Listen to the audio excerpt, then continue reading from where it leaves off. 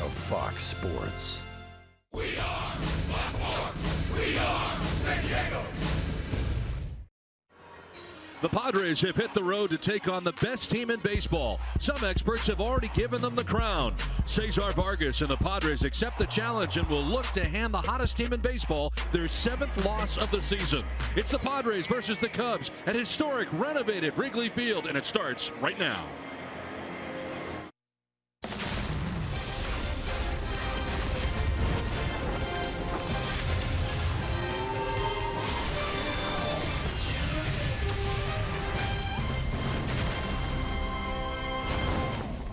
We welcome you to Wrigley Field in Chicago. The tarp was on the field till about an hour ago. Good news, the tarp off the field as we get ready for Game 1 of a 3-game series between the Padres and the Cubs. Good pitching matchup tonight as Cesar Vargas makes his 4th Major League start. The good 1.10 earned run average matched up against the veteran left-hander Jon Lester, off to a terrific start. 3-1, second in the National League in earned run average with 1.58 ERA. Welcome inside the broadcast booth here at Wrigley Field. Don Orsillo along with Mark Sweeney. Welcome to Padres baseball. Well, tonight the Padres have got to deal with the best team perhaps in the major leagues. They've already won 24 games, and so far, Mark, they're doing it with pitching. Talented roster, and yes, it's led by the pitching, and they are very talented. They have the top 2 ERAs in the National League. It starts with Jake Arrieta. He is a bona fide ace, arguably the best starter in the National League, if not baseball. Jon Lester was signed last year to bolster this staff. He is another ace, 1-2 punch, and John Lackey is really the guy that solidifies this roster, and Jason Hamill has been excellent as well in this starting rotation.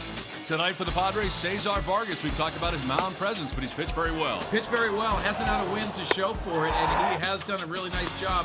He has to try to get deeper in the ballgame. That pitch count comes into play, but really like his stuff. The Padres hoping to dodge the raindrops here tonight. We're going to play about 3 games in 24 hours with the day-nighter tomorrow. But first. It's Game 1 of this 3-game series, and we're back with it. A showdown in Chicago. The Padres with a true test versus the best team in the majors. The Padres up against the Cubs. Coming your way next on Fox Sports San Diego.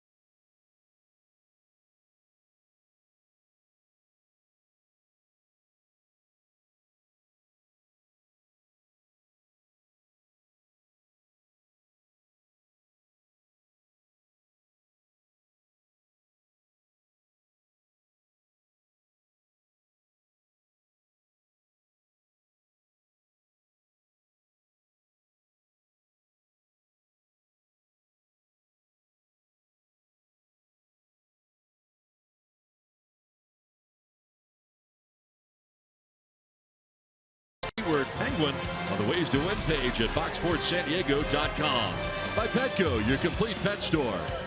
By Jerome's Furniture, where Jerry's price is the lowest price every day. And by Volkswagen. Visit your San Diego County Volkswagen dealers to see their award-winning lineup of cars and SUVs today. We welcome you to Wrigley Field in Chicago as we get ready for Game 1. It's time now for our Saquon Pick the Stick. Fans, you can decide who you're with by tweeting out hashtag I'm with and the last name of the broadcast you think has the best pick. If you're right, you can win a free foursome of golf at the Saquon Golf Resort. And there are our picks for the night tonight. Well, Pomeranz had the first pick. Matt Kemp is his choice, and I take Will Myers. Derek Norris for Julie Alexandria. You're going with Ramirez. I like that pick. Coming back to Chicago, I really like that. And for Mark Grant, he takes Melvin Upton Jr. Let's check out the visiting San Diego Padres starting lineup tonight as they bring their show on the road to begin this 7-game road trip. John Jay at the top of the order, lead it off in center field with Will Myers at first base. Matt Kemp is in right with Derek Norris doing the catching. It is Melvin Upton Jr. in left. Brett Wallace at third base with Jose Pirela getting a start at second base as Alexei Ramirez slides down to the 8th spot. And Cesar Vargas, the pitcher, is the number 9 hitter. Well, here's John Lester, the 32-year-old left-hander, and he was former #1 in Boston, now the number 2 because Jake Arrieta is probably the best pitcher in the National League right now. You see the numbers, very good, second in ERA in the National League. The crowd settling in as they were expecting some rain here tonight, perhaps a late start, but we are starting on time. There was one system that was scheduled to come through just prior to game time, but that apparently missed us. So here we go as the tarp off the field. John Lester ready to work. John Jay in on the left side.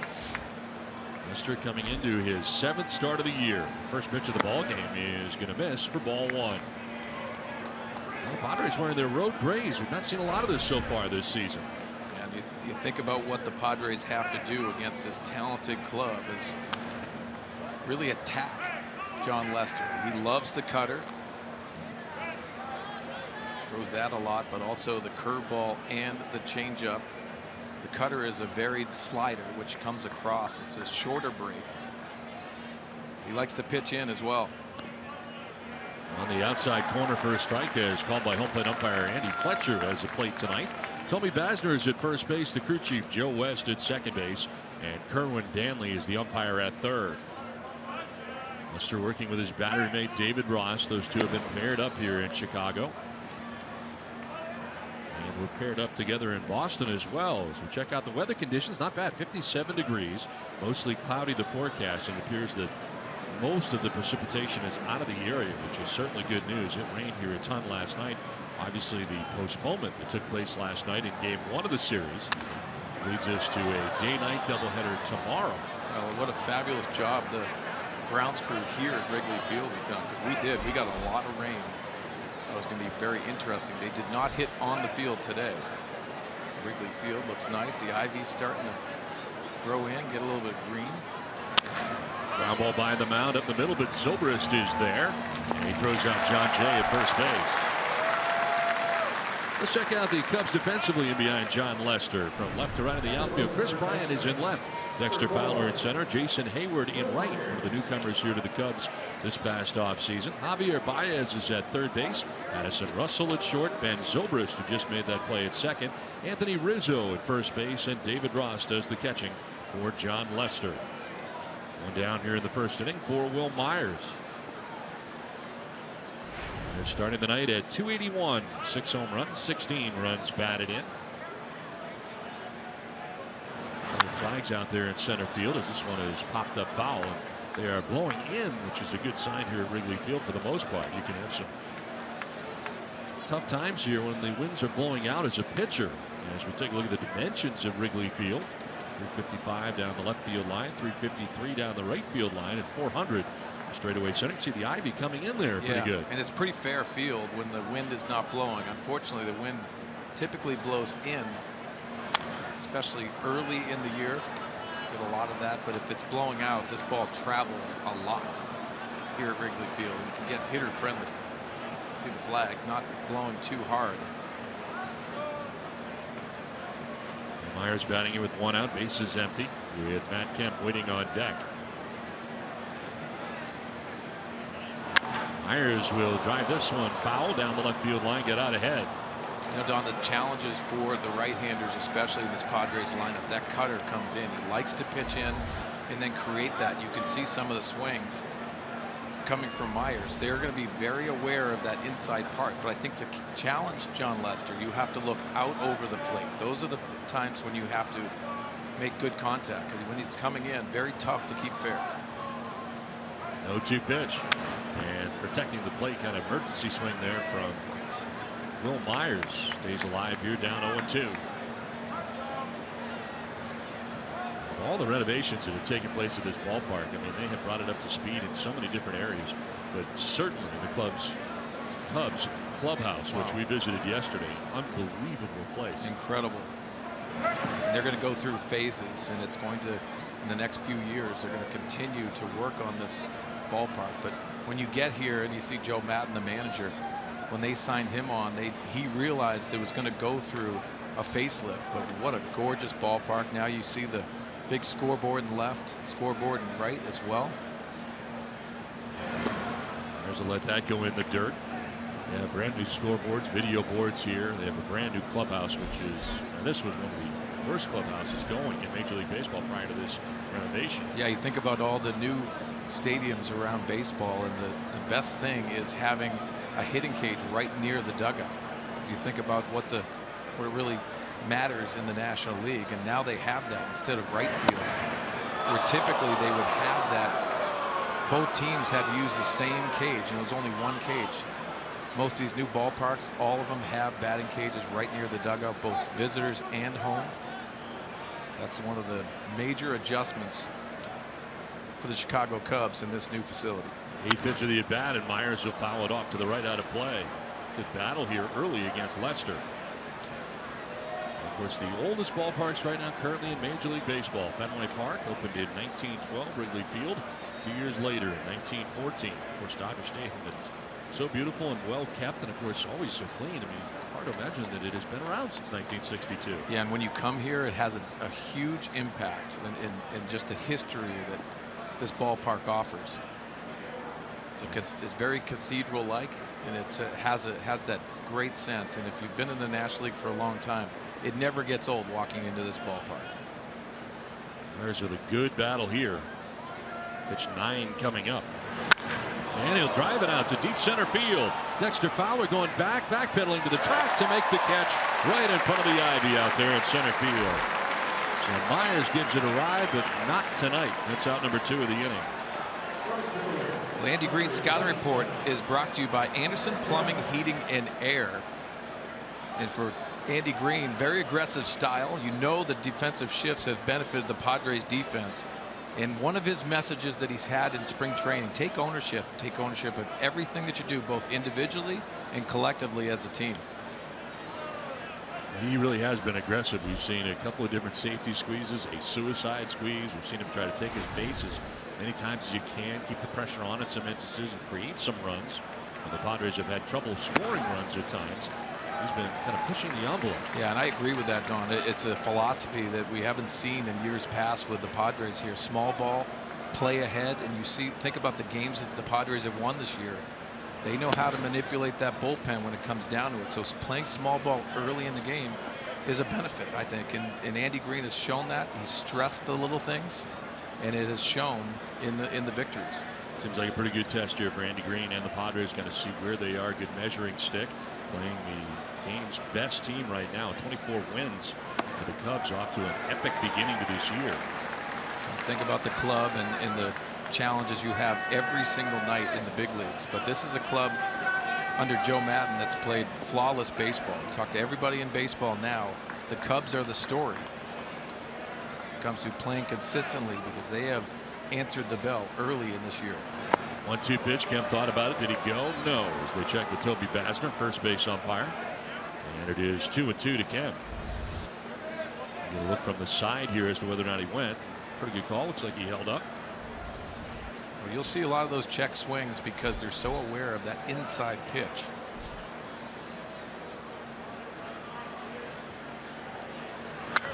In the air, foul off to the right, out of play. And John Lester, who has gone through a great deal during the course of his career, diagnosed with cancer in 2007, would later go on to win Game 4 of the World Series in 2007 as the Red Sox left-handed pitcher, beating the Colorado Rockies in a sweep in the 07 World Series, and certainly the veteran pitching in some big games over the years. Of course, going to Oakland and then now here to the Cubs in the midst of a 6-year deal here with the Cubs. Yeah, and I think this was essential to take that that next jump for Joe Maddon's club. And these Cubs signed John Lester to be the ace. But if you think about it, Jake Arrieta, I think, is a surprise. I don't think people realized how good he was going to be in that consistency. And he has jumped John Lester, which really bolsters this club. Long first inning here for Lester. I'm going to throw a lot of pitches. Next pitch will be the 22nd of this inning. A lot of foul balls. 9 foul balls this inning so far. As the Padres have battled. Jay grounded out to second. Myers flied out to the warning track in center. A 2-2 pitch. And Kemp will pop it up foul, backing out of play. Well, if there is a weakness to this Cubs team, I would say it's probably the bullpen. They haven't thrown many innings, and that's the reason why. You see the ERAs of the starters that we touched on in our open. They have been very good, so they've rested the bullpen, which can have benefits with the long season. As starters have been going deeply into games. As Lester bounces that one in. And what a great addition Joe Maddon is to the Cubs. Last year, this year, a guy who had an incredible track record with the Tampa Bay Rays and really changing the culture of that entire organization. Yeah, and you know what? I was around Joe Maddon in the minor leagues with the Angels. He has never changed. This guy was a forward thinker back then in the minor leagues, and now he is at the big league level. Line to center field. Fowler coming in, got a good jump, and he'll run that down the inning. Padres down in order. Good battles though at the plate. Long inning for Lester. Cubs are coming up.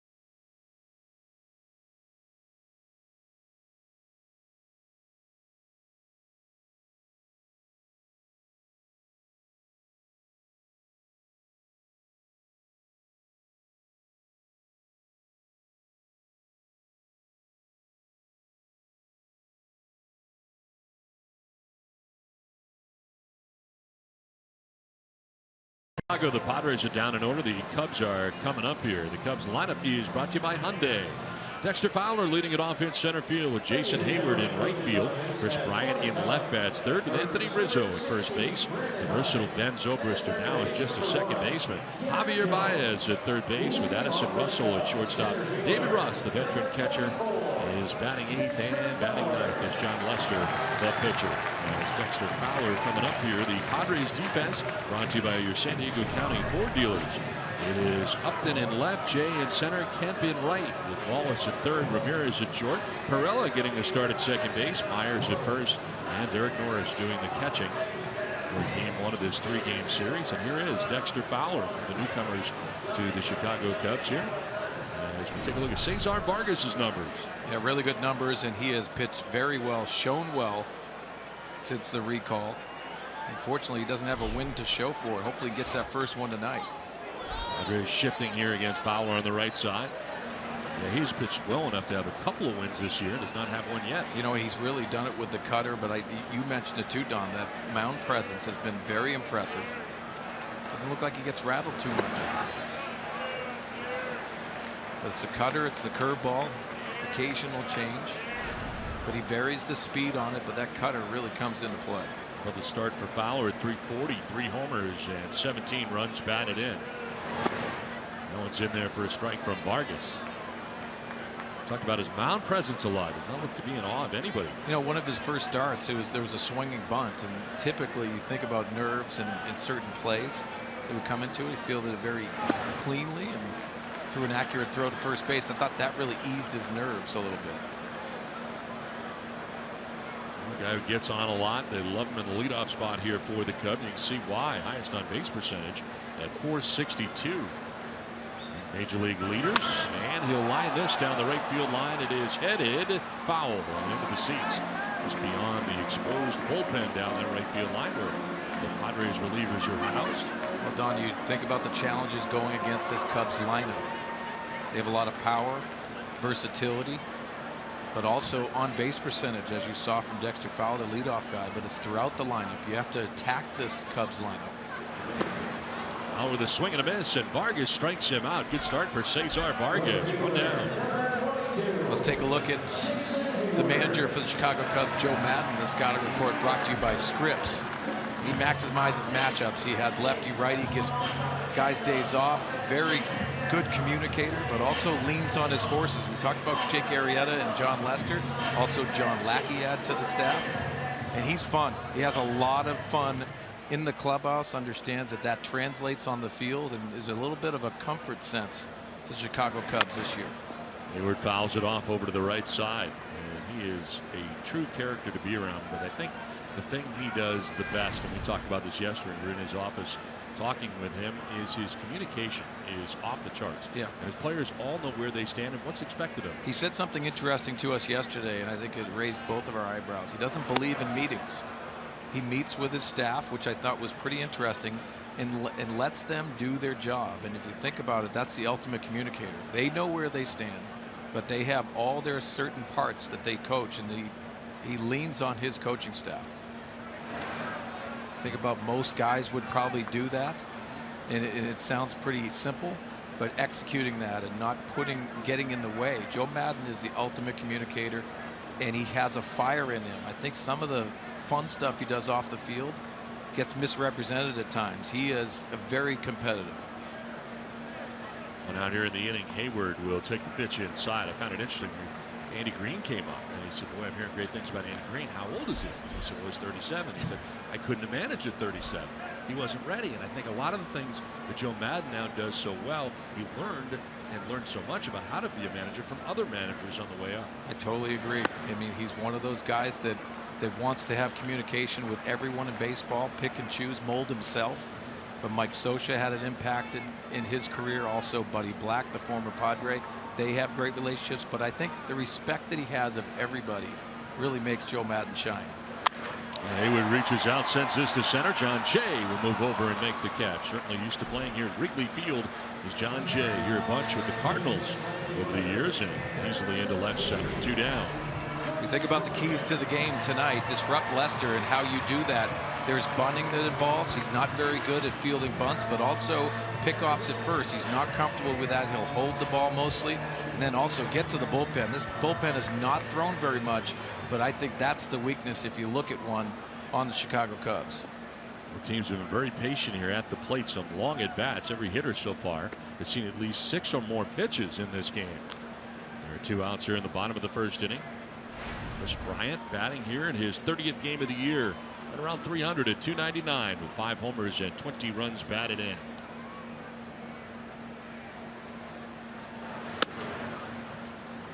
This guy is taking over the city right now. He is. Rookie of the Year last year, was in the home run derby. High draft pick that has paid dividends already. Reaches out, fouls it off to the right out of play, and is down on the count 1-2.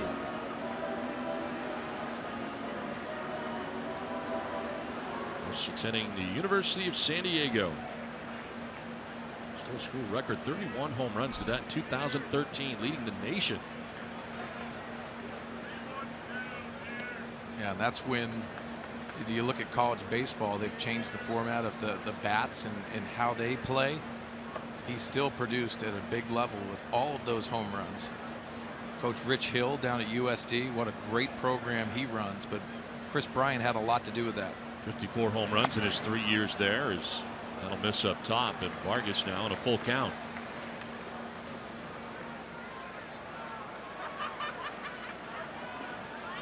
I've been playing some left field here for Joe Maddon, and that's where he is tonight. Very talented. He played center field in college. They would like to have him stay at third base, but versatility.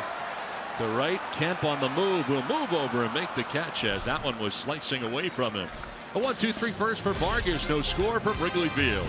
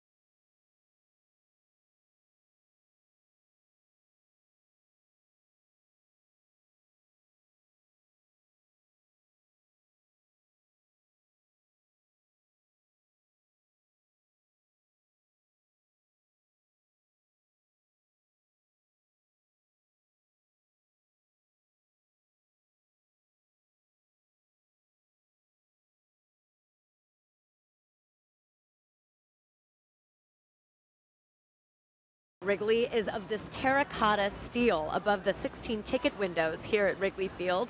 It's made to look like wrought iron, but is actually galvanized steel, harkening back to the 1930s. And behind it is the new plaza area. It hasn't been built up yet, but you can kind of get a feel for just how much space and availability they'll have next season. Well, back here at Wrigley Field, and a lot of the renovations that they have made here throughout this ballpark have really been terrific. You can't really tell that they hadn't been here for a long time. They do such a great job of making it look like it's always been here. Yeah, and it's all about the people that are working here at Wrigley Field. They've been here for so many years. It's a great place to come watch a baseball game. If you've never gone there and you're taking a baseball trip, come on out here. Great city of Chicago, but also a great venue. Well, Derek Norris leading it off here for the Padres in the second inning. San Diego going in order in the first inning. It is Norris, Upton, and Wallace expected here in the second inning. John Lester had to throw 24 first inning pitches. Norris reaches out and sends this out towards deep center field. Fowler going back to the edge of the track to make the catch. And a few of those. As Will Myers drove one out to the warning track in center field as well, but also retired. Again, that is kind of blowing in at the moment. First out here, the second inning. Now you wonder what's going on out there in center field. Both of those balls that Will Myers and Derek Norris hit jumped off the bat. And you can see easily cruising in and catching those easily is Dexter Fowler. One down here in the second inning, 4 in a row, retired by Lester to begin the night. And here is Melvin Upton Jr.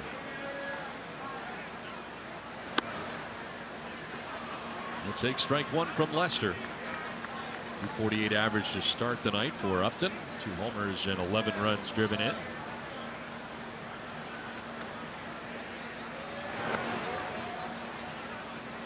David Ross, the great veteran who is in his last season in the major leagues. doing the catching for John Lester. They've been a tandem for a while now. They were in Boston. They've carried it here to Chicago. Well, the designated hitter, and you also, I mean, a designated catcher, excuse me. But it's that really, it's the chemistry that comes into it. Everyone knows about David Ross. He has that reputation. You see him going to his notes right there. The scouting report that they have on there, it's very similar to a NFL quarterback that would have his plays on his wrist. There's a fly ball skied out towards right center field. Hayward, the right fielder, calling and catching out number 2. Time now for our Ram Trucks Tools of the Trade. And what we're going to do is go into how John Lester works. And this is Starling Marte of the Pittsburgh Pirates. You see the 75-mile-an-hour curveball, different looks. This Cubs staff is very aggressive with strikes early in the count. You see the fastball off of that curveball, changing eye levels. Now the curveball again staying out of the middle of the plate. But what happens is you start seeing curveballs, and then he mixes in the changeup to get the strikeout. This is the guy that really has a good sense of how to pitch, how to stay out of the middle of the plate, but also has a lot of weapons. 2 down here in the second inning. Brett Wallace batting. Not a shift here, but certainly playing him to pull. And Ben Zobrist is actually in short right field, the second baseman for the Cubs, but he goes the other way. Chris Bryant going back towards the track, and he'll make the catch on that liner to end the inning. So Lester's retired the first 6 Padres he's faced. We're scoreless.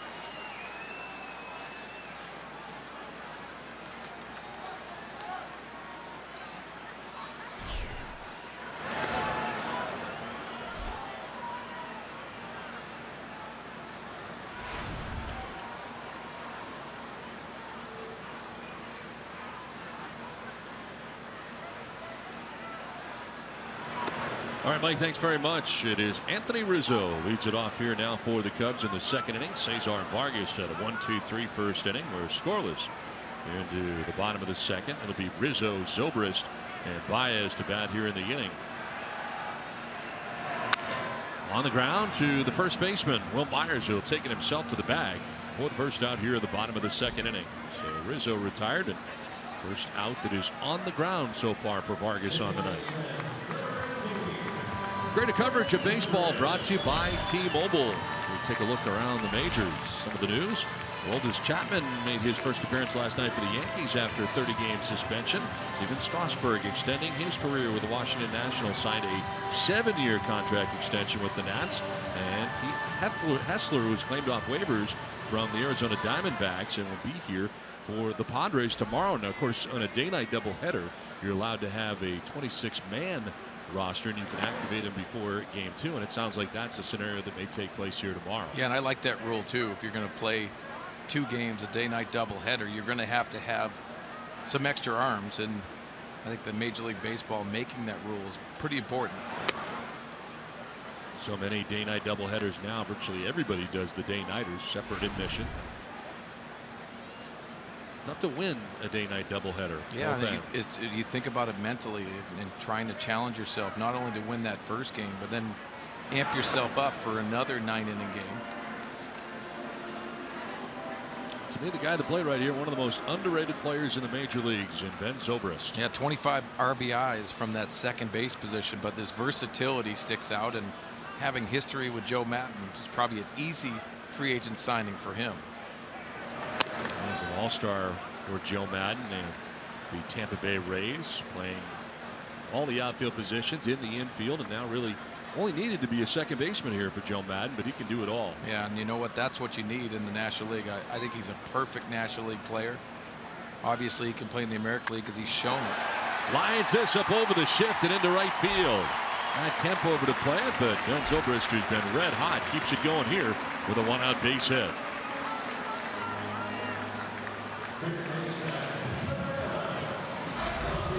You see Ben Zobrist, a very simple approach. You can see him choking up on the bat, which adds to that bat control and a leg kick, but he gets his foot down early.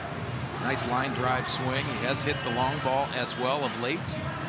Those RBIs in that second base position right over the head of Jose Pirela. Now hit safely in 8 straight games, coming off a week in which he was named the co-player of the week in the National League, sharing that with Bartolo Colon. Yeah, I think it had a lot to do with Bartolo Colon's pitching, but also the home run off the bat against James Shields. So Zobrist to first base, 1 out, and Javier Baez the batter. Showing bunt, dropping it down the third baseline. It's a good one. Vargas will throw and be late. Kind of hesitated after he popped up from the slide. And getting down the line quickly was Baez. That time Brett Walsh backed up at third base, and the bunt single for Baez. You think about the big swings from Javier Baez. He is known for letting it rip, and you see him in a situation here laying down a perfect bunt. Vargas does a nice job getting over there and sliding, but not quick enough as Baez gets down the line very well. Very athletic play by Vargas.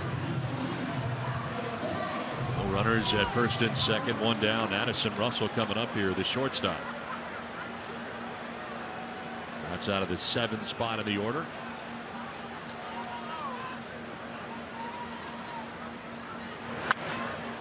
Foul it off to the right, out of play for strike 1. They're excited about Addison Russell. We talked to Joe Maddon about him yesterday, and it seems like he is developing here at the major league level. Yeah, and he said, you know, not the strongest arm, but very quick release from shortstop, very athletic, but most important thing, he's got pop in his bat. Joe Maddon loves this young man. He played second base last year and then moved him over to shortstop, and he said defensively they got better as the year went on, and they made a really good run, and they lost to the Mets in the playoffs. He's a talented young man. Hitting at .314 at home so far this year as he reaches out, sends this one to deep right field. Back goes Kemp, going to be over his head, and one hop the wall. Zobrist coming around from second base. He'll score. They'll stop Baez as the throw goes to the plate, and now you got 2 Cubs runners at third base. So a running mistake here for the Cubs, as it turns out, and now the Padres got to get him out, and they will. So an interesting predicament here for the Cubs. They run their way into an out. The Padres almost didn't execute it and make sure they got him. And in fact, Addison Russell wants Joe Maddon to challenge this. He thought he eluded the tag on the way back to second, but after that double to right field, you ended up with 2 Cubs at third base. Yeah, this is a youthful error on Russell's part, because I don't think he picked up what the third base coach was doing. When you hit this baseball, it's an easy double, Nice relay by Matt Kemp and also Perella.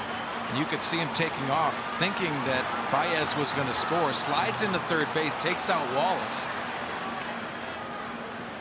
I like what Norris does there. He checks the runner and then throws to second. But now you're seeing a lot of these runners now. This is what they're trying to challenge here. And you wonder if he made that tag before he touches the plate. Looks like he got it. And they are not going to challenge. So in comes Addison Russell. See Russell, he stops at second base, but then he assumes Baez is going to score, comes in and does not pick him up. Unfortunately, he's in no man's land. Nice throw by Norris and a tag by Ramirez. So Baez at third base with now 2 down. That goes 9 to 2 to 6 on the putout of Addison Russell. 2 down in the inning, and here is David Ross. And on the grass at third is Brett Wallace, and a pitch is high for ball 1. Well, David Ross checks in at 222 on the year. 2 homers and 8 runs batted in. To his 16th game of the year.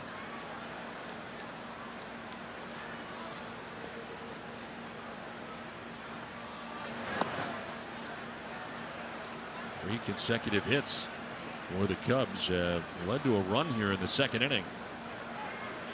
Russell gets credit for the double and an RBI. His 19th of the year.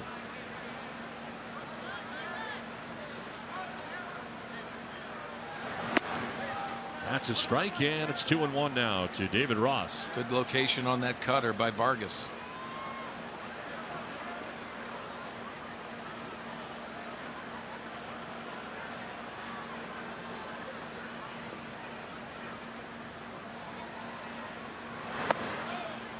Ross working always with John Lester, sometimes with some of the other starters for the Cubs. We talked about how good the Cubs starting pitching has been. When he catches a 1.95 earned run average. Yeah, that's impressive.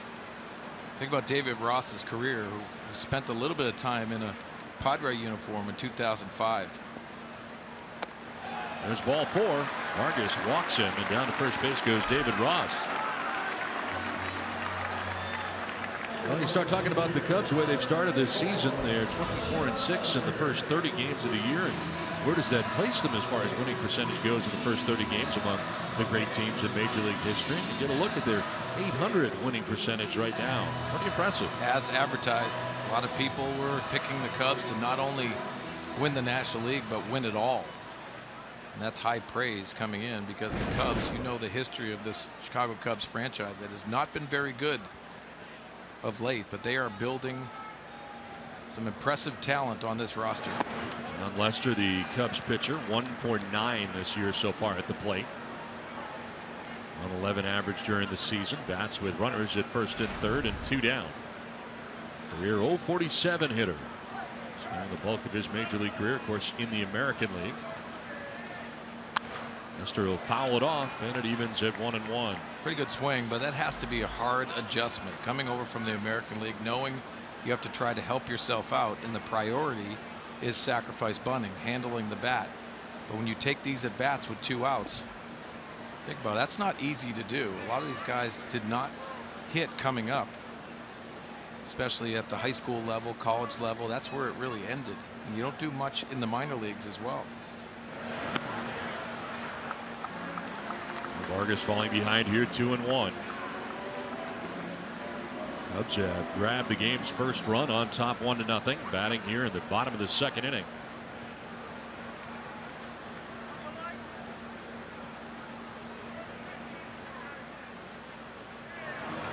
On the ground by the mound towards Perella at second base. He'll flip backhanded to second for the force out that ends the inning. The Cubs get a run, take a 1-0 lead through 2.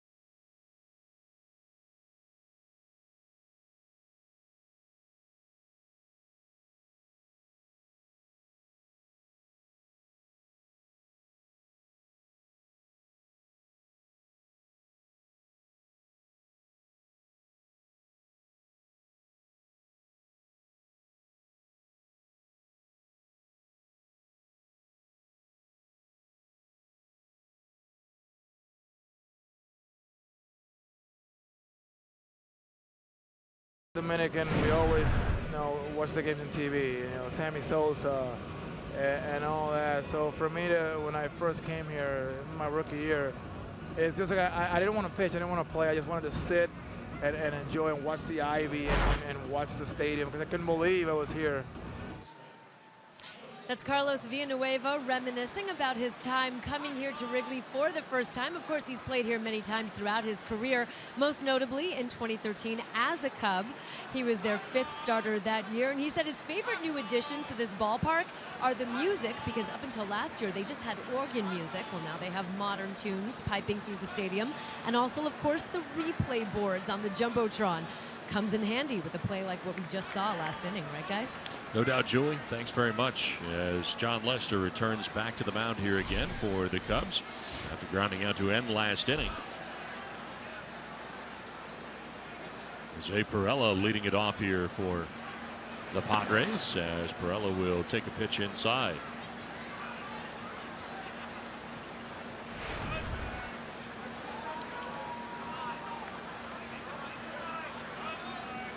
Getting the start at second base, something he's not done a lot of.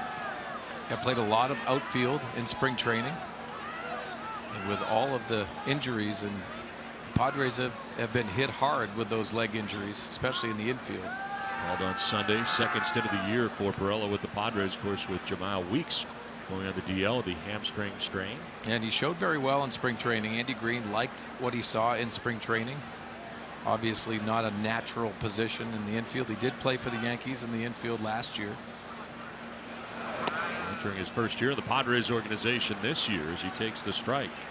Saw a lot of him during spring training, but for the most part we saw him in the outfield during spring training. And he looked very good in the outfield. But you're needing to get many at bats, but obviously showed very well in spring. Broken back grounder and a foul ball. Outside the business end of the bat, ended up down towards Addison Russell at shortstop. Well, that's what that cutter will do. Looks so good out of the hands. You see the MLB ranks for left-handed pitchers since 2008. And John Lester, one of the guys that just is that horse that you rely on every single time out. Stays out of the middle of the plate. You see those ranks. It really speaks volumes of how much talent John Lester has. Pirela pops it up right side of the infield. Down from first base comes Rizzo, and he takes charge.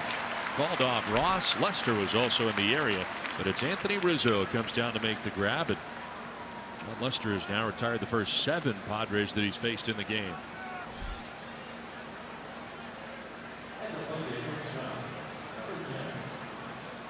Down here in the 3rd, and we'll bring up Alexei Ramirez, coming to Chicago after all those years on the south side playing with the White Sox.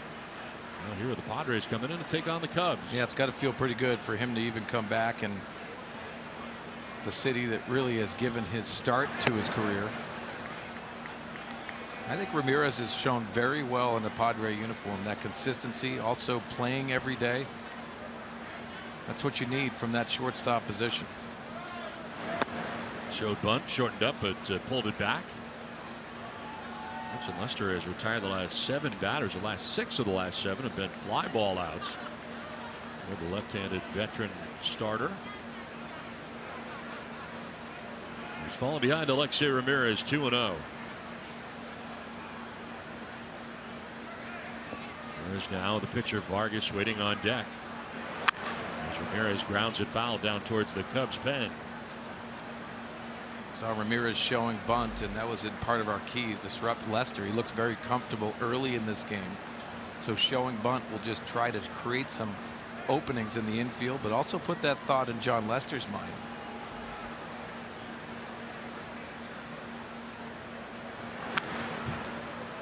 And we know John certainly has trouble with throwing, not only to first base and pickoff type situations, but if you do bunt on him, he doesn't like to throw to bases at all. It can be a real problem for him. He's thrown some underhanded from a great distance away, kept the ball in the glove, thrown the entire glove over. I mean, we've seen a bunch of different variations of him not wanting to do it. It's just been kind of a mental block for him, I guess. Oh, we've heard plenty of people in the game of baseball. Once that's in your mind, you think about how hard it is mentally to get past those things.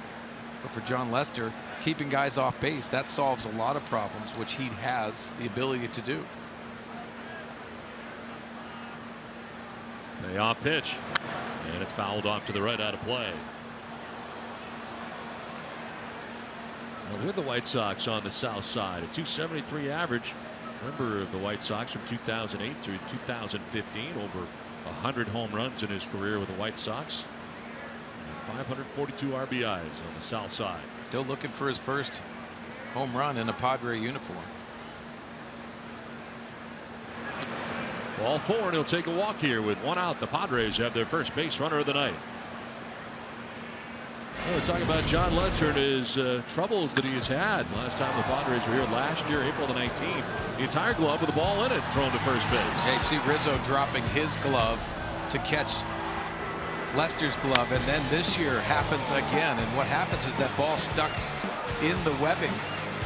Very creative from both sides. Lester flipping the glove, but also Rizzo dropping his to make it an easier play.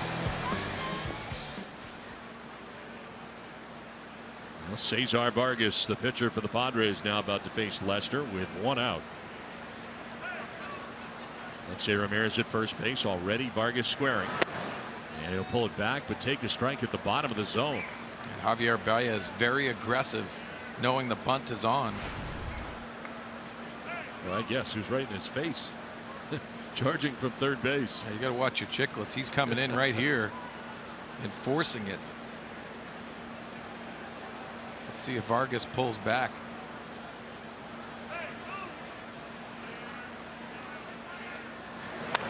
He's squaring, trying to get it down, but fouled it off over by the Padres dugout. Well, anytime those corners are pinching very quickly and they know you're going to bunt, I like the bunting back to the pitcher. We already talked about John Lester's problems.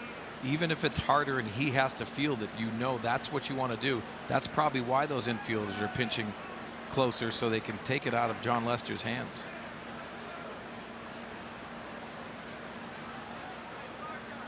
Oh, 2 pitch.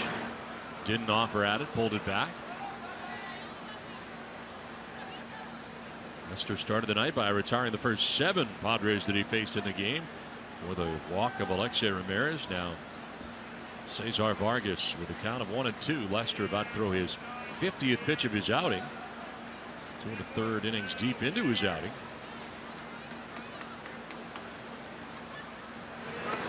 Vargas will not go after it, and it gets by Ross. So up to second base goes Alexei Ramirez.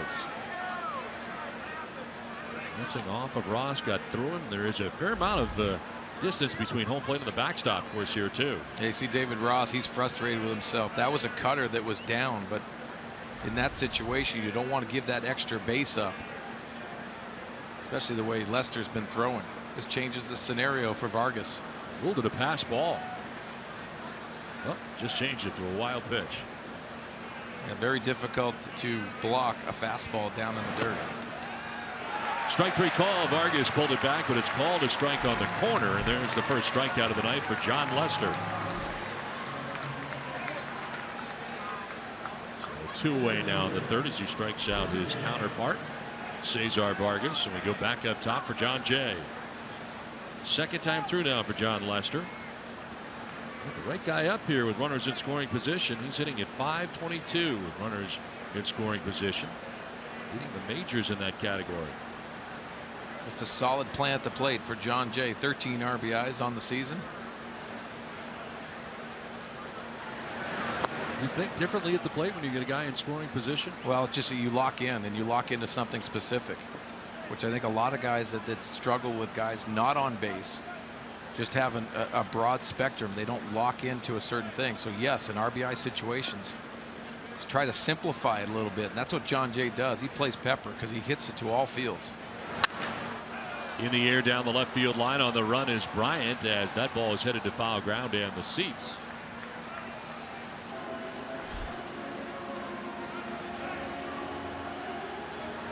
So John Jay coming back.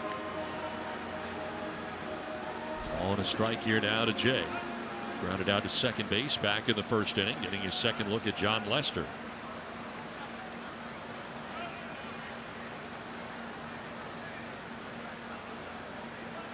Interesting to see where Lester's positioned on the rubber. He's kind of over towards the first base side against the left-handed batter here in John Jay.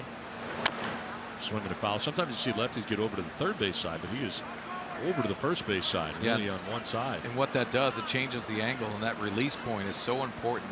John Jay does a really nice job staying in against left-handers, because the tendency is to almost open up just a little bit, because you don't see that with lefties on the first base side. It almost feels like they're throwing from second base or the second base position, which adds to that delivery. You can see that left foot on that first base side. John Jay's been excellent with 2 strikes all year. Inside, and he hits Jay. So down to first base goes Jay. Kind of throwing across him. That time he didn't. He threw at him, as it turns out, and Jay down to first base.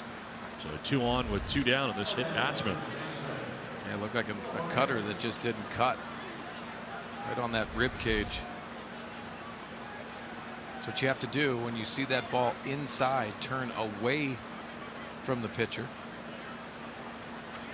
2 on, 2 down, and it brings up Will Myers. Right out to center field in the first. 0 for 1. Long at bat that first time up against Lester, and ready to battle again here with Padres having a couple of runners on. Snap throw from Ross down to second base, but back to the bag. Sliding back was Alexei Ramirez. Going to catch him napping out there. Well, David Ross has done a nice job throwing behind runners. The quick release, you can see the accuracy, just keeping Ramirez close in that RBI situation.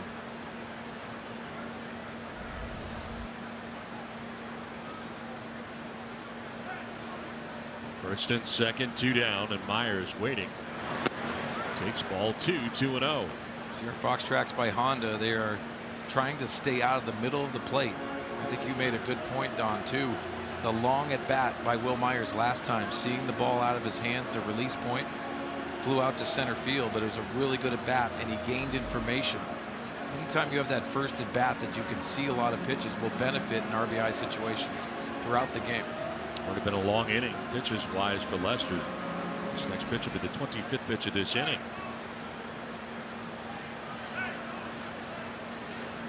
2 for 5 with a home run in his career against John Lester.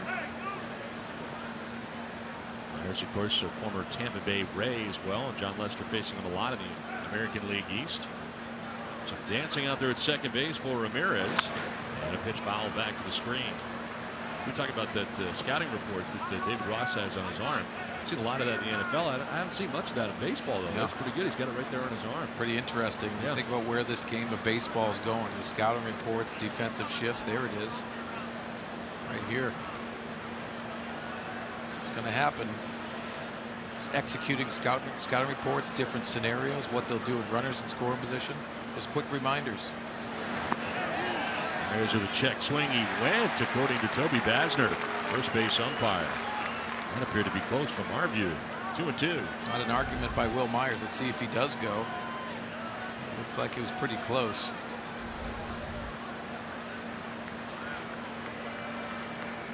Two on, 2 down here for the Padres in the 3rd inning.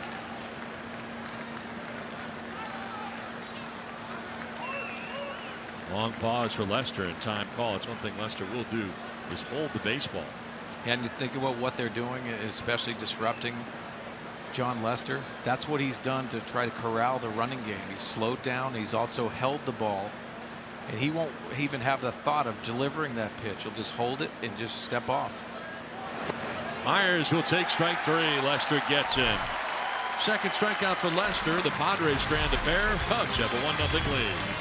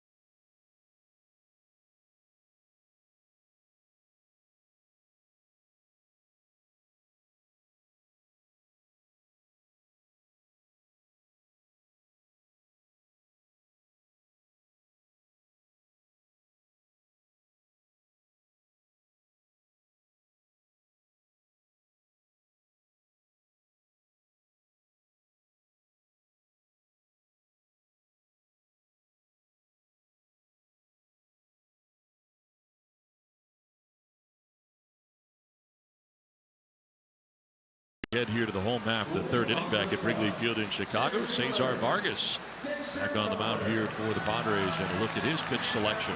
Yeah, you see the cutter, and that's the accuracy of the cutter to both sides of the plate, which is very important moving forward. Also, the slider off of that cutter has bigger shape, and then the curveball down. You're not seeing too many of those tonight. See if he does that the second time around. Now Dexter Fowler leading it off here at the top of the Cubs order.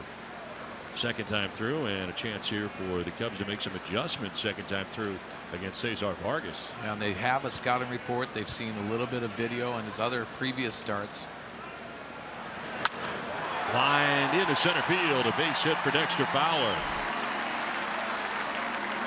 Aboard for the first time of the ball game here in the bottom of the third inning to get it started.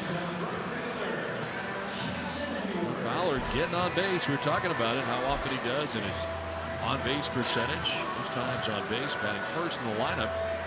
Dexter Fowler 60 times this season. He's got himself a base hit, which John Jay, top 5 in that category also. Yeah, the big boys in the middle of the order always get that credit, but you need a leadoff guy that gets on, sets the table. And when these Cubs didn't start off offensively very well, Dexter Fowler did. He carried this offense into those winning record of the Cubs. One of the big pickups for the Cubs, no doubt Jason Hayward joining the club, bettering a team that was already very good. Check on Fowler back to the bag at first. Ben Zobrist and of course John Lackey to the rotation for the Cubs, and get a little deeper. It seemed like last year they were ahead of it a little bit to where they expected to be, getting further into the postseason than they imagined last year. This was the year they really planned on everything kind of coming together, but experience very good for a lot of the Cubs for the first time last year. I agree that with you, Don, and you see the numbers for Jason Hayward against the Padres, but I think it has everything to do with Jake Arrieta. I don't think they really expected him to be that dominating in the second half. They just lit it up, and getting a John Lackey, understanding they can be a better defensive team with Jason Hayward and the talented of these younger players. It is a perfect storm for Joe Maddon and the Cubs. They are built to not only win now, but win with longevity, because they have a lot of guys that are under control. Talking to President of Baseball Operations Theo Epstein before the ball game today, and he was talking about the blueprint, what you try to do to put together a team, and really the blueprint has been different. The 2 championships he had in Boston and the one he hopes to have here with the Cubs. But a very good mixture. If you look up and down this roster of veterans, of younger players, homegrown players, a couple of free agent signings. You put it all together and you get the right manager. You put together 24 wins in your first 30 games this year. Yeah, I think if you look at the blueprint, and he's probably not going to say, hey, I envisioned exactly how it all played out. But he was the forward thinker, going out there and acquiring hitting first, because a lot of people talk about pitching, and then he goes out and gets John Lester. Jake Arrieta does well. Shift is on and going the other way as Hayward into left field. Fowler will stop at second base as Upton will get it back in towards the infield. And first 2 Cubs have reached here in the third inning. Back-to-back base hits. Take a look at how they were constructed. We look at Anthony Rizzo, acquired, of course, from the Padres back in 2012. Chris Bryant was a first-round pick of theirs. Last year's Cy Young Award winner Jake Arrieta, going to get a no-hitter this year, acquired from Baltimore in 2013. John Lester signed as a free agent to a 6-year deal. And Addison Russell acquired from the Oakland Athletics. Well, obviously you have to hit on your draft picks. Your number 1 picks is always a priority for an organization. Ricketts, the chairman of the Chicago Cubs, looking on here, very proud of his ball club and what they have done so far this year. So first and second, nobody out, and Chris Bryant standing in. Get into the heart of this Cubs order now.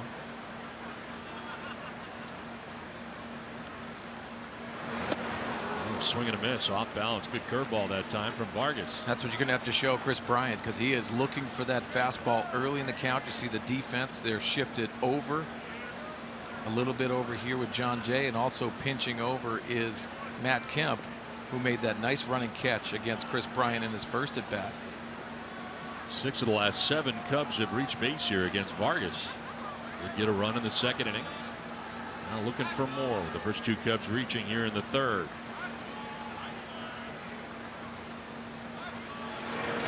in the dirt, and jumping off the back there at second base was Fowler. He's thinking about taking off, but he didn't get back to the bag.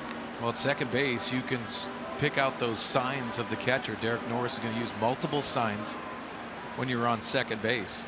Dexter Fowler, a base stealer, he'll pick his spots.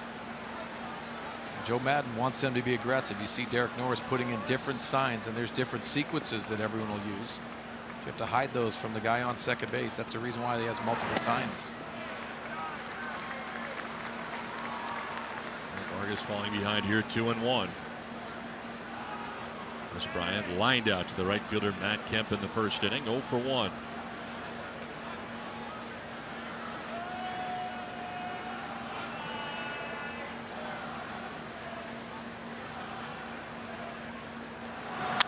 Line down the left field line, a fair ball headed towards the left field corner. Fowler's coming around to score from second base.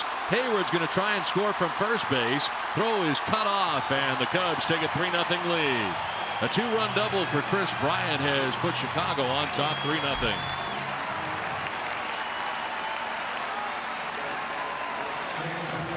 Well, Chris Bryant, 99 RBIs in his Rookie of the Year campaign. Came up early April for the Cubs. He's a talented young man. He gets a cutter that's elevated, easier to make adjustments with, and just hits it over Brett Wallace at third base. Jason Hayward running all the way around and scoring easily on the double by Bryant. Still nobody out here in the third inning. 3 straight hits. And it brings up Anthony Rizzo. An open stance from the left side. Closes it up in a hurry and takes a hack and can't get it. Rizzo grounded out to Myers at first base in the second inning.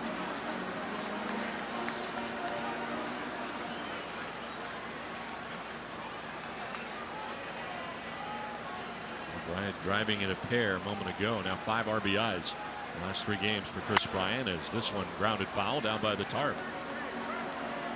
Well, Anthony Rizzo has made adjustments. A lot of Padre fans will say, why did you trade such a talented player away? And I agree with that. But he's made an adjustment because he failed here in Chicago. Dale Swaim, who is the hitting coach for the Kansas City Royals, made some adjustments with him. You see him choking up here to handle that bat. Also has gotten on the plate just a little bit, and it's benefited with him with lefties. But the talent that he has, not only offensively but defensively, he is looking to drive the ball out of the ballpark. A lot of people mentioned him and as an MVP candidate. There's the choking up, just controlling the barrel of the bat. Lines this one up the middle, but shifting there was Ramirez. He looked at third, but then turns and fires to first, knowing that he could get Rizzo. Is going to be closer if he tried to get Bryant at third, and no play there. So Bryant advances, and out at first is Rizzo for the first out of the inning. Well, you see the defensive shift, and Ramirez playing right behind second base. Makes a nice play getting Rizzo out at first base.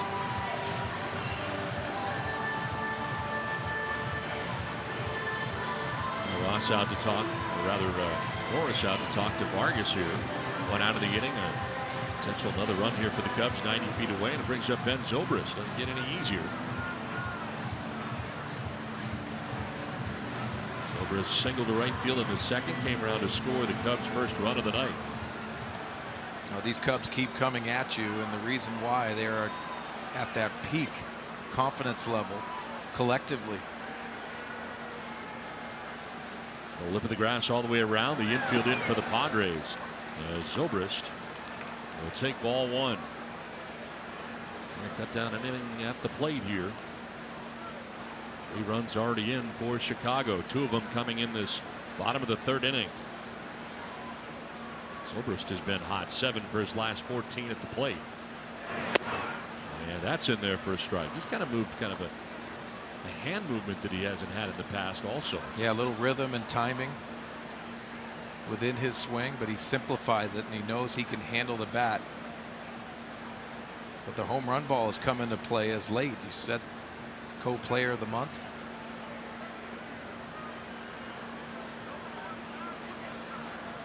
Better average right-handed than left-handed, but a lot of RBIs, 20 RBIs from the left side.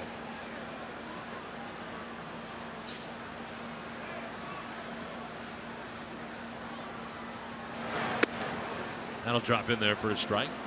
A breaking ball, and it's 1-2.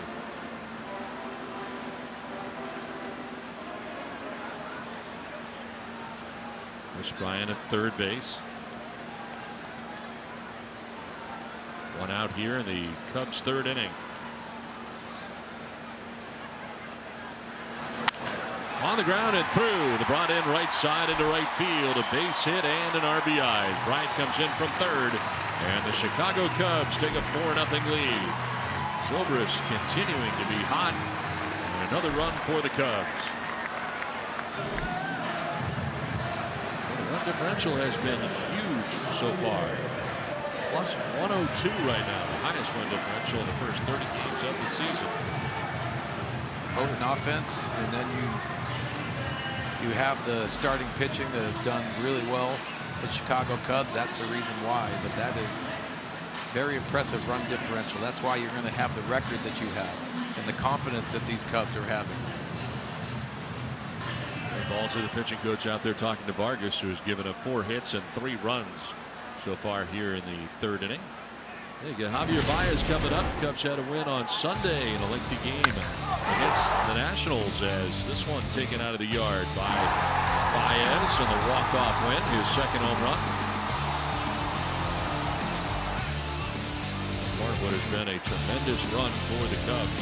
And they really are spreading it around this entire lineup. Yeah, if you think about Joe Maddon and how he manipulates the lineup, try to get some at-bats. This is a talented roster, and Baez was a bench player coming into this season. Now he's getting some extended playing time with some injuries. Chris Bryant goes out to left. Asked Joe Maddon about him, and he said Javier Baez could start for almost every club in the big leagues. Really speaks to the volume of what this roster is all about. Quite a bit of depth. Lines this. Hot shot into left field. Upton over to play it. From first to third goes Zobrist. Throw going to third, and on the throw up to second base goes Javier Baez. That's a 5th hit of this third inning for Chicago. That's now second and third with 1 out. Well, first at bat he lays down a bunt, and then you see him go down and get this pitch, using that lower half very well. You see in the balance, but the aggressive style of Baez.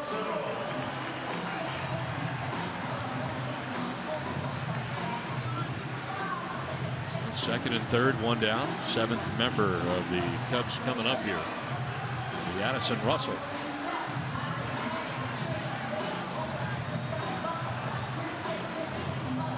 Credited Baez with a double. Runners at second and third. With first base open, they're going to put him on.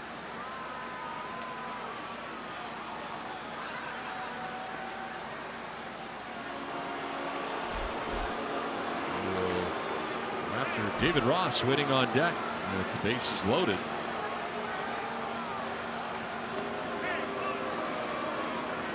So this will be the second walk given up by Vargas, the first of the intentional variety. Well, Don, you think about the challenges, and with the Padres getting rained out last night, the day-night split doubleheader tomorrow, challenges for Andy Green and how he manages this game. With Vargas struggling early in this game as well, just adds to that frustration of how you're going to try to manipulate that bullpen and how many guys you really use. You have to be covered for tomorrow as well. So bases are loaded now, filled with Cubs with 1 out. It brings up David Ross.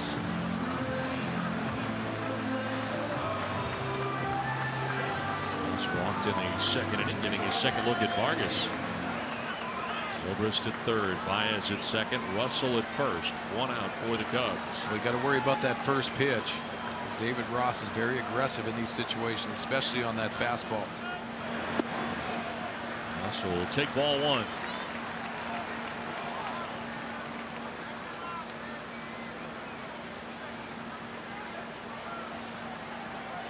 See if he goes back-to-back breaking balls in this RBI situation, hopefully induce a double play. In the dirt outside, and now Vargas has fallen behind 2-0. Well, with Vargas, we've seen the command, especially on the outside part of the plate in his previous starts. Tonight, just straying a little bit, not having that command that he had in the other starts before this. 3-0. Vargas gets the pressure now. You pitch around or intentionally walk Addison Russell. You get to Ross. Now he falls behind him. 3-0. Lester waiting on deck. Cubs already on top 4-0. I think Ross is still looking for a pitch he can drive here, even in this situation.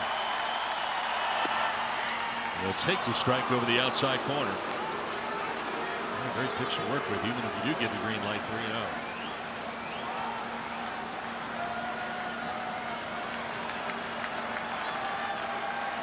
Still a good hitters count here for David Ross. Time call. Ross backs out.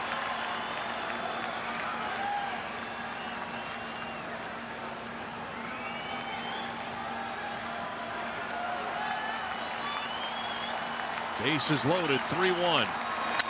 In the air to right field. Kemp going back, still going. Kemp reaches up and he makes the catch, runs into the ivy, tagging at third and scoring. He is Zobrist as Baez tags up and moves to third base. The Cubs have taken a 5-0 lead. The catch out there by Matt Kemp, that was not easy. Yeah, what a great break by Matt Kemp. And you think about what can happen for the Padres. This gets over his head. A lot of guys are scoring, but defensively going into the over his head and across his body. Very nice play by Matt Kemp, and Vargas benefits from that defense. First and third now with 2 down in the inning. John Lester coming up.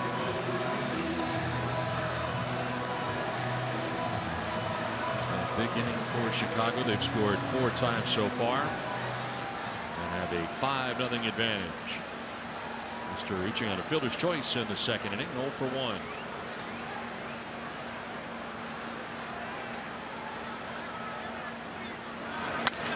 It's jammed, but lifts it out to left field, where Upton is waiting and making the catch that ends the inning.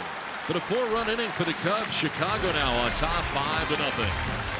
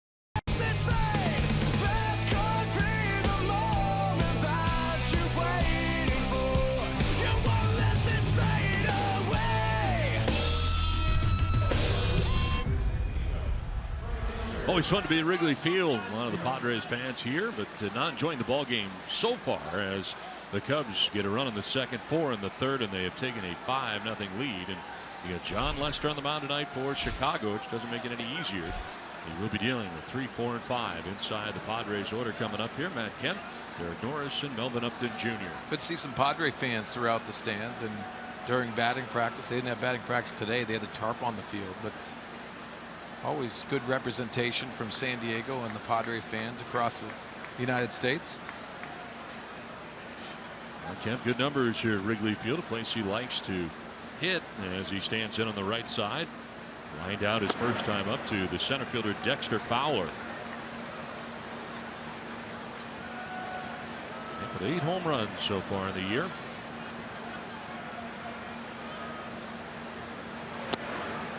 A little cool here tonight in Chicago. Yeah, a little bit of cool, and it's been cold throughout the year in Chicago here. And a lot of people think this is balmy compared to some of the games that they've had already. But for the Padres, you see 62 pitches for John Lester. They got to try to drive that pitch count up. On the ground, a deep third, backhanded by Baez. He plants and makes the good, hard, accurate throw across the diamond. Lester points it in his direction and appreciative of that effort as Kemp is retired for the first out of the inning. Yeah, John Lester, a lot of pitches early in this game, and you're right, that is a key for the Padres. They get him out of this game because you're talking about the bullpen.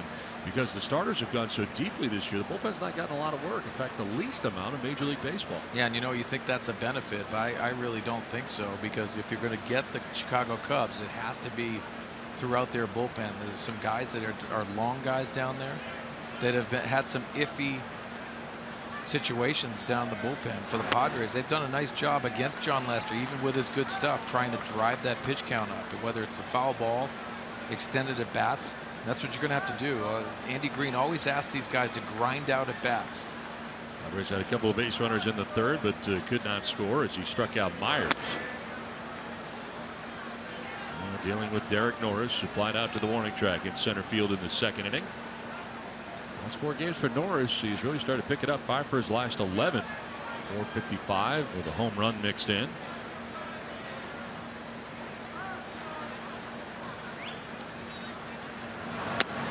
Norris gets the arms out of the way on a pitch inside. Padres still looking for their first hit on the night as they bat here with 1 out of the 4th inning.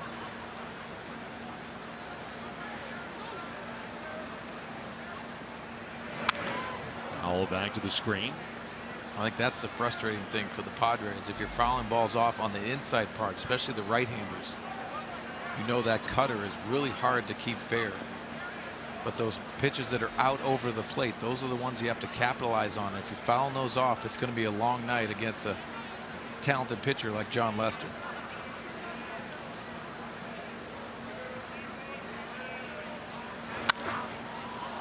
Fly ball to right field. In comes Jason Hayward.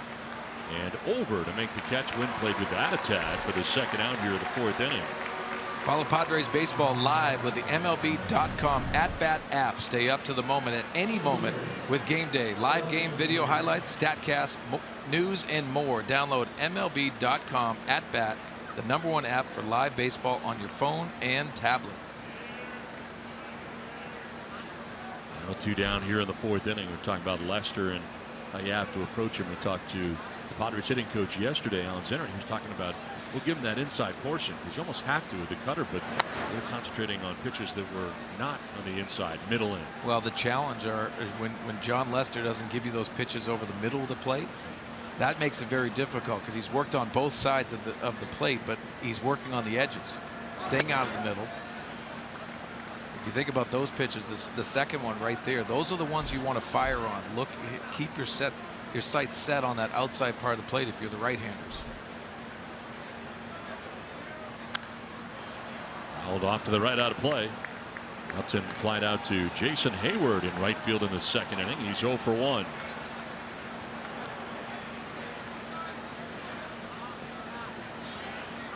Up comes Fenn with a souvenir off to the right.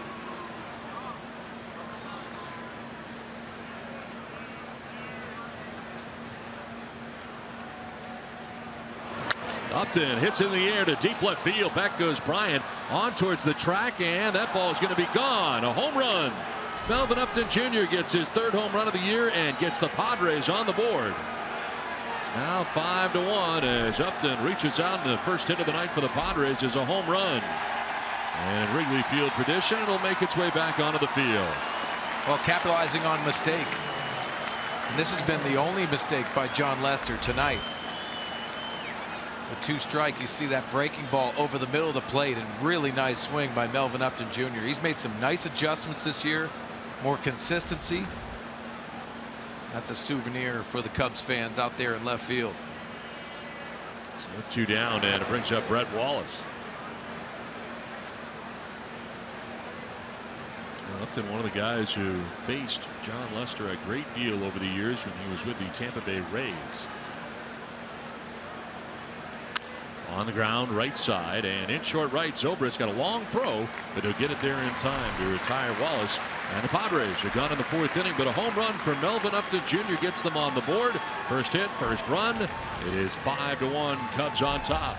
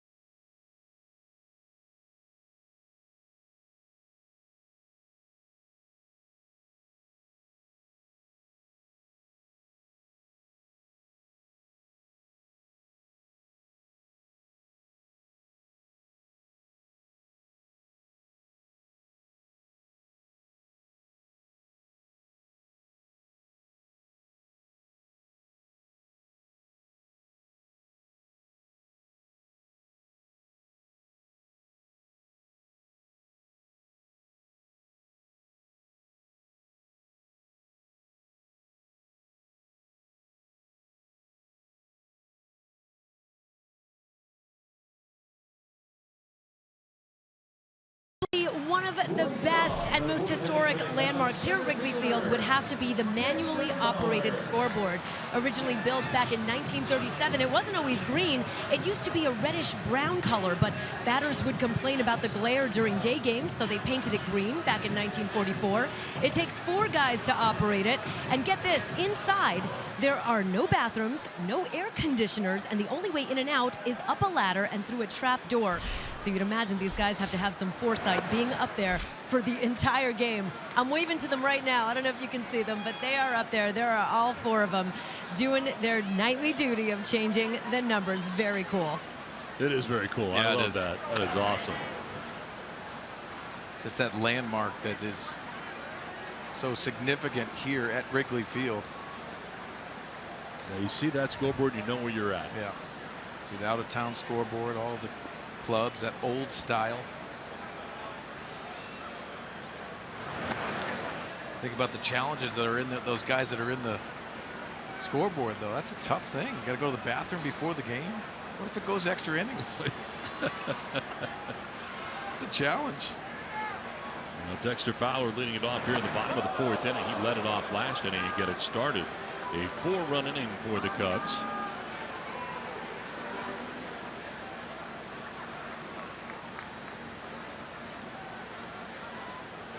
Fowler has struck out, single to center. As that'll just miss outside. He'll head on down to first base. 3rd walk given up by Vargas. One was intentional. Leadoff walk here in the 4th inning, and Jason Hayward is coming up. 2nd straight inning, the Cubs have had the lead runner on.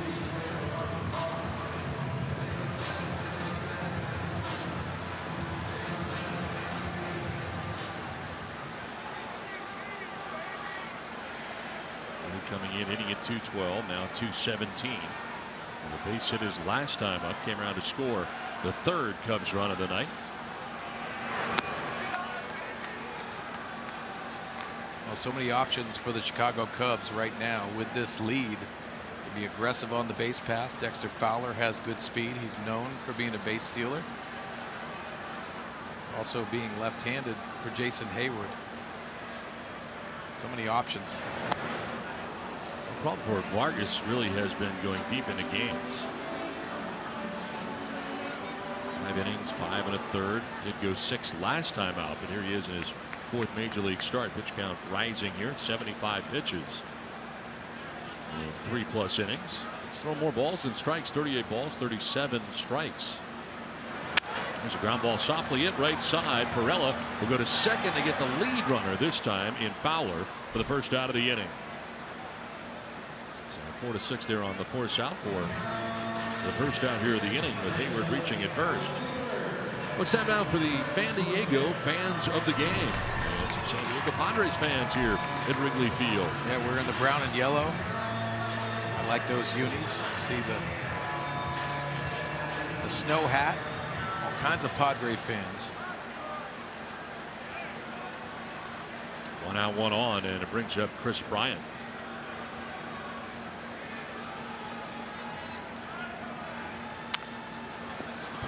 All just beyond the Cubs dugout on the third base side. He has line to right and double to drive in a run. Actually drove in 2 runs with that double in the 3rd inning. Big inning for the Cubs, scored 4 times. A run in the 2nd, have a 5-1 lead as they bat here in the 4th. Over and back to the bag is Hayward.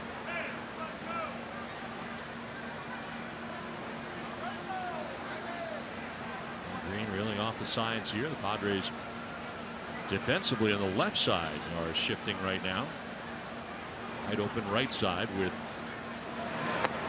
Myers holding on the runner at first base. And you see Bryant kind of going out there as the shift. 3 on that left side, as you said, Don. But also the outfield shifted over.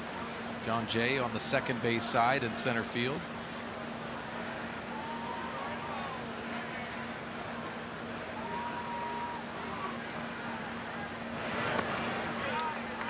Miss downstairs, and it's now 2-1. Well, with the ball strike ratio for Cesar Vargas, you're seeing not the natural command that we've seen in previous starts. You see the shift for hits by direction for Chris Bryant, and 37% going towards that scoreboard. He has that power to the power alleys. Runs one down the third baseline. It's a fair ball. Long throw here for Wallace. He'll get it across the diamond in time to retire Bryant. 5-3 with Hayward taking second base. Through third base, had to make sure it was fair first, and Wallace made the grab down there. Kerwin Danley on the call, and the throw for the second out of the inning. And that'll bring up Anthony Rizzo. Rizzo 0 for 2 tonight. He is grounded out to first base and grounded out to shortstop.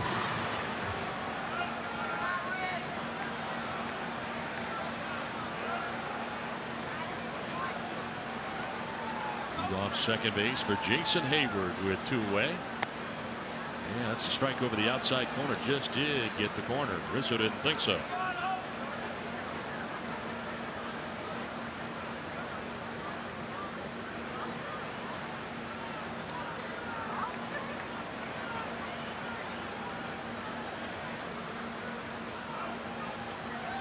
Bounce in, blocked by Norris. No advance for Hayward at second base.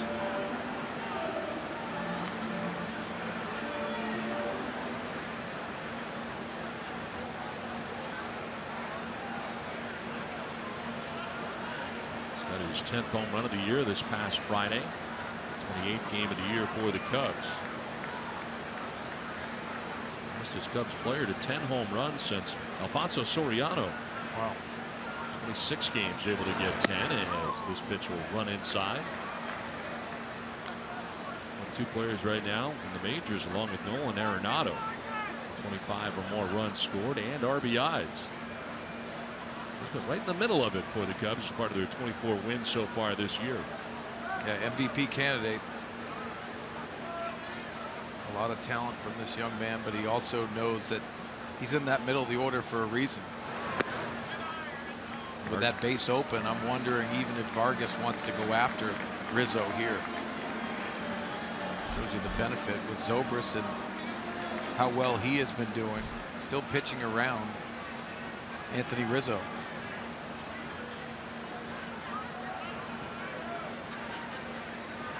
Swings at the 3-1 and fouls it off. By the Tarp area down towards the relievers. Exposed pen here, always at Wrigley Field. Relievers have to sit down there right by the fans. They're right up against the fence. Yeah, that's old school. I don't really like the bullpens down, but you can't put them anywhere here. No, where else are you going to go? It makes it very difficult, especially in the outfield. The outfielders going over to catch a foul ball over there. Also see those up in San Francisco. Different challenges. If you're in the bullpen down there, you're going to get some razzing as well. Rizzo takes it the other way for a base hit. Upton is up with it. Is stopping at third base is Hayward, and been able to get it in shallow left, so no chance that time, even with the 2 outs, to send Hayward. So first and third down for the Cubs. First hit of the night for Anthony Rizzo.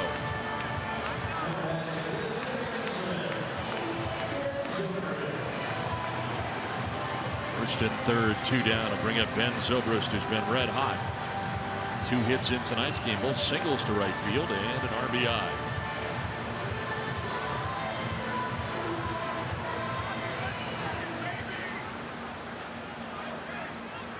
Cesar Vargas at 86 pitches now through 3 2/3 innings. Now, typically we've seen him right around 90. No one warming up in the Padres bullpen. Really don't want to get into that bullpen too early tonight, especially with the day-night doubleheader tomorrow. Yeah, that's probably why they're going to extend Vargas in a scenario like this.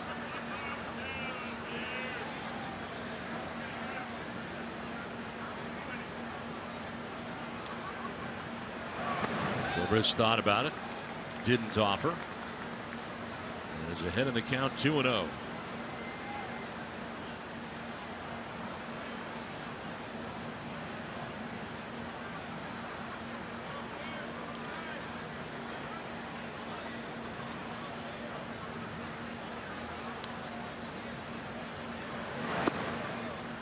Missing inside this time, and now it's 3-0. 3 walks allowed by Vargas so far. One was of the intentional variety. That was back in the 3rd inning. It's actually walked Addison Russell. 3-0 pitch. And the green light. It's sent out to right center field. That'll get down for a hit. From third comes Hayward. He'll score. To third goes Rizzo. 3rd hit of the night for Ben Zobrist. And it puts the Cubs on top 6-1.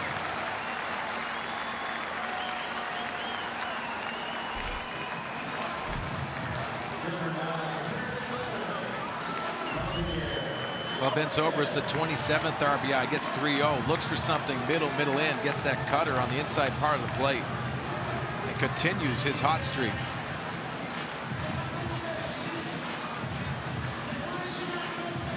Darren Balsley, the pitching coach, back out there again, his 2nd visit of the game to talk to Vargas. And so far, nobody warming down there in the Padres pen. Vargas is going to have to go as far as he can, as again we play a day-night doubleheader here tomorrow. In game 1, it'll be Colin Ray, 3-1 matched up. It's Hendricks, who is 2-2 coming in. It'll be Lackey and Pomerantz in game 2 at 5 p.m. San Diego time. Pomerantz making his 7th start. Lackey making his 7th start. John Lackey 4-1 on the year. First year with the Cubs for Lackey. 1st and 3rd. And a check swing that time by Baez.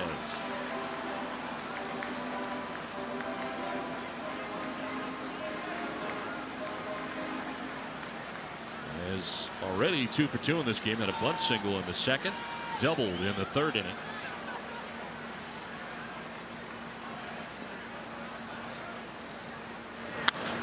Fly ball right field. Incoming is Kemp. Outgoing is Perella. Kemp coming in, and he'll make the catch that ends the inning. Cubs out a run. They have a 6-1 lead at the end of 4.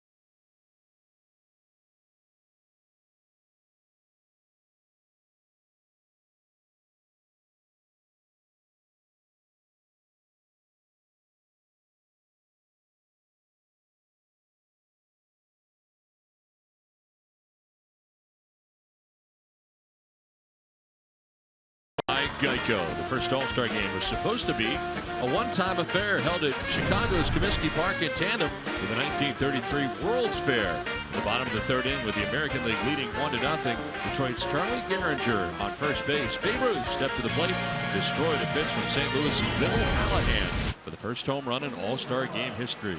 Not only did Ruth's American League squad hold on for a 4-2 victory, but the exhibition was such a rousing success that it soon became a fixture on the baseball calendar. Now, of course, it counts.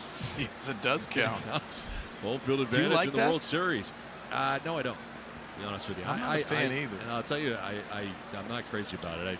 I love the All-Star game, and I think it's great that it's got meaning, no doubt. As Russell cannot play cleanly, reaching at first base is Jose Pirela.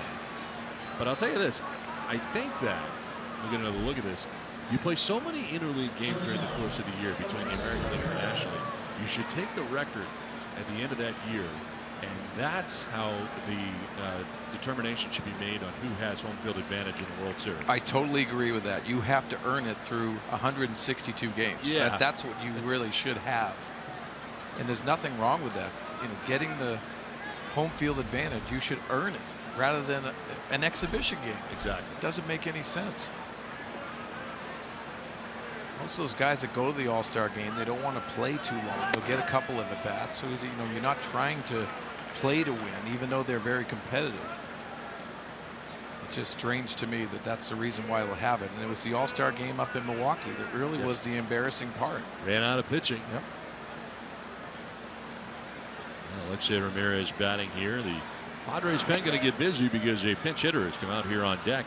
And Jabari Blash to pinch hit for Vargas. The pitcher spot scheduled to bat third here in the inning.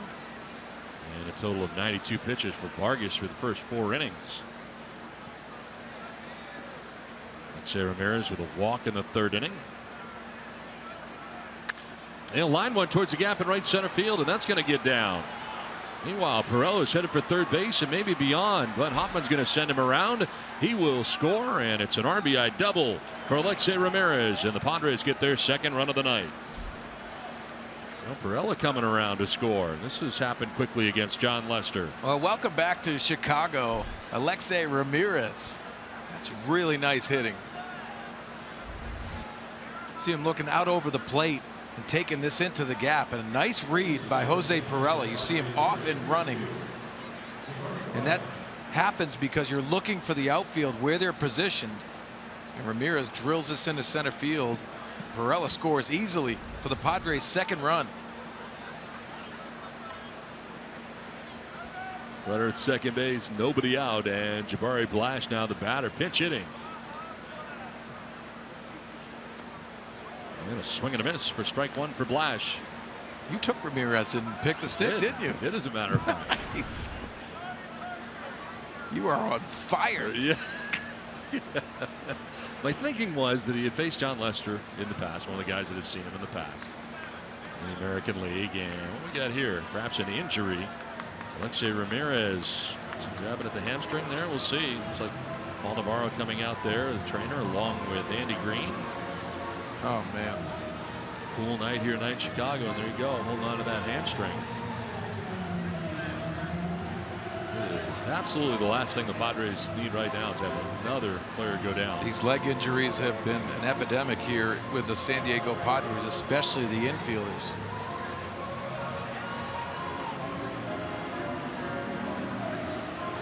We've seen Alexei play every day as far as shortstop goes here because we don't have a guy who can play on a regular basis at shortstop as a backup. And you also see, too, the work ethic that they put in batting practice. It looks like he's coming off the field.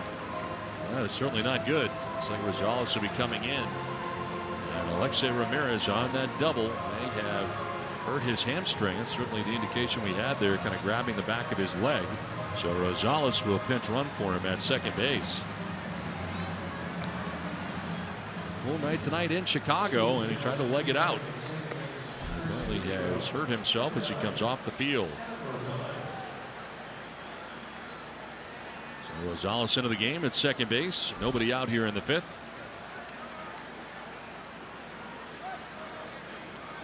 Jabari Blash down 0-1.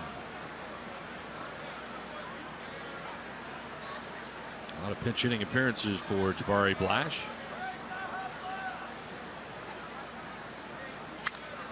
And a pop-up left side as cutting in from third is Baez to make the catch for the first out of the inning. Gonzalez remains at second base. Blash retired. We'll go back up top now for John Jay. It's so hard for a pinch hitter who only pinch hits, and I know it's something you have done in the past, but I mean, how hard is it from a timing perspective to try to keep your timing with at bats so far and few between?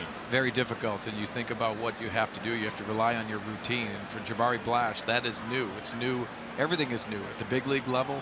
Making the team as a Rule 5 draft, he has to stay on this roster the whole year, but very difficult to ask a young player like that to say, listen, you've been playing your whole career in the minor leagues every single day, and now you have to be a bench player and you have to face John Lester in a pinch hitting situation. Very difficult. You often heard guys that do pinch hit saying that batting practice is so important for them on days they take it like their game days sometimes. And if they're not going to pinch hit in that game, still it's so important. Batting practice is a big part of their day. Batting practice routine, you have to realize that after you do that routine, you're ready. And now it's getting loose during the game, trying to be a second manager. You have to know what Andy Green's going to do. See Cesar Vargas struggle mechanically tonight in the pitch count. You have to be ready if you're a bench player for that manager to look at you and say, okay, this is your time. But you have to start thinking about it and mentally getting prepared for that position. Very difficult for a young player. Again, batting practice today in the cages underneath, not on the field today with the rain that was coming through here and the tarp on the field for much of the pregame hours. John Jay will take that pitch outside. You know, we talked about the changes that the Chicago Cubs have made with their cages behind the dugout. That's a benefit for the home team. Well, the visiting team here at Wrigley Field, you can hit off a batting tee to get loose, and it's underneath the cages. They don't have a full cage to use like the Cubs do. So that's a competitive advantage that the home team has here. Sent out towards right center field off the bat of Jay. This ball will get down and head to the track in the wall. Meanwhile, Rosales coming around from second base. The third Padres run. It is a double for John Jay and an RBI. And here come the Padres. A couple of runs here in the fifth inning off John Lester. They continue to work at bats and challenge John Lester, and that pitch count is starting to drive up. 85 pitches on the night for John Lester. John Jay looking out over the plate, and a really nice swing. Barreling this ball up to the right center gap.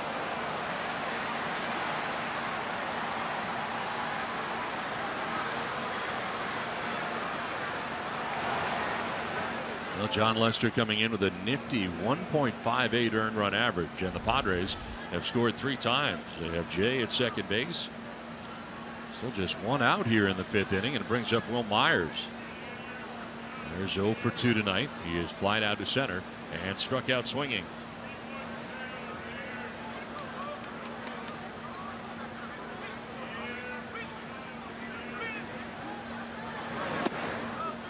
And they'll take ball 1, and Ross will head out here and talk to Lester.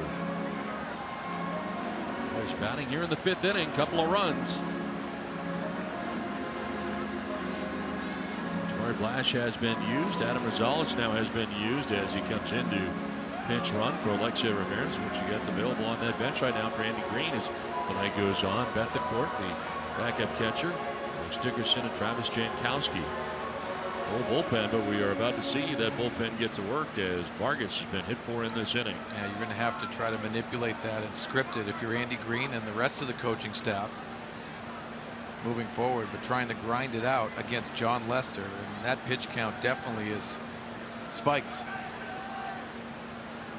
This is pitch 87 for Lester to Will Myers, and that pitch is in there for a strike. Myers didn't think so, looked back and gets the confirmation from Andy Fletcher.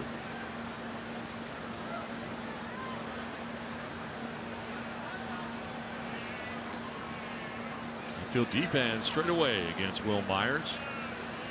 0 for 2 in the game.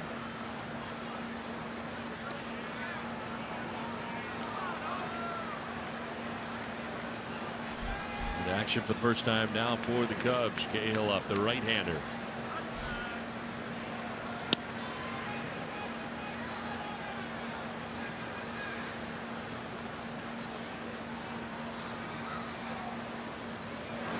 Myers to left field. Bryant going back. He'll get there shy of the track to make the catch out there in left field. No advance for Jay at second base, and Will Myers is out number 2 of this 5th inning. Well, Saturday, MLB on FS1 is back with another doubleheader starting as Jose Altuve and the Astros take on David Ortiz and the Red Sox. Then AL Central rivals collide with the Twins square off against the Indians. A game you can only see on FS1. It all starts at 9:30 a.m. Pacific on FS1. Watch it live on Fox Sports Go. Now, those Astros have been a surprising team. A lot of people thought they were going to continue what they built last year. Said about the Cubs being surprised last year with their success. Also the Astros, I think no one saw that coming. A.J. Hinch did a really nice job of that roster, and they've been a disappointment so far this season. Heading into today's action, 7 games under 500. As Matt Kemp fouls this ball back and out of play.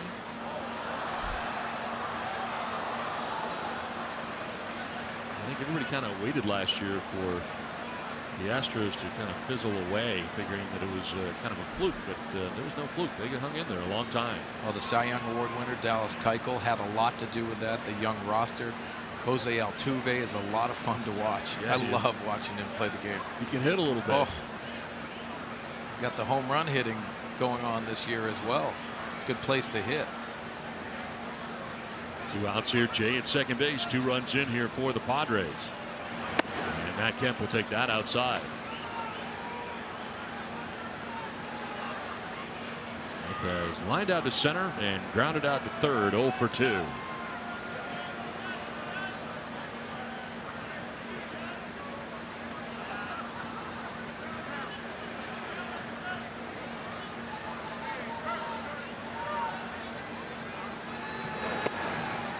There for a strike, and it's 1 and 2 at the bottom of the zone there. Outfield deep and straight away on Matt Kemp.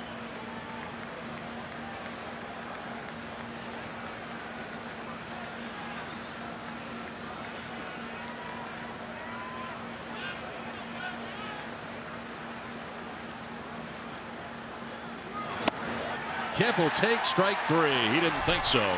It is the 3rd strikeout for Lester, and Kemp has a few things to say to Andy Fletcher. But a couple of runs here in the 5th inning for the Padres. Able to grab a pair. Cut the lead in half at 6-3 Cubs.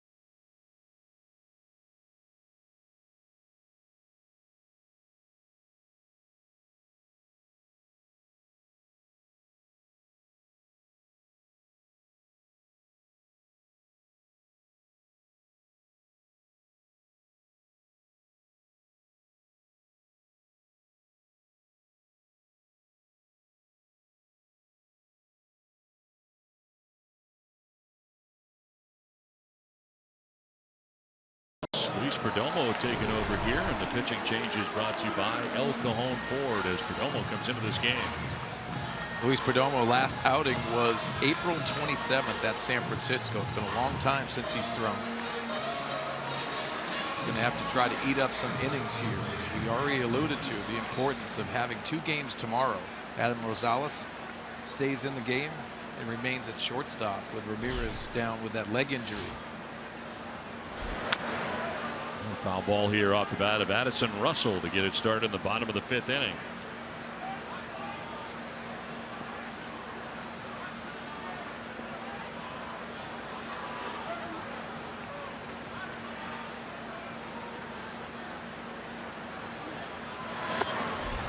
Pitch in the dirt outside as Perdomo takes over for Vargas, who went the first 4 innings.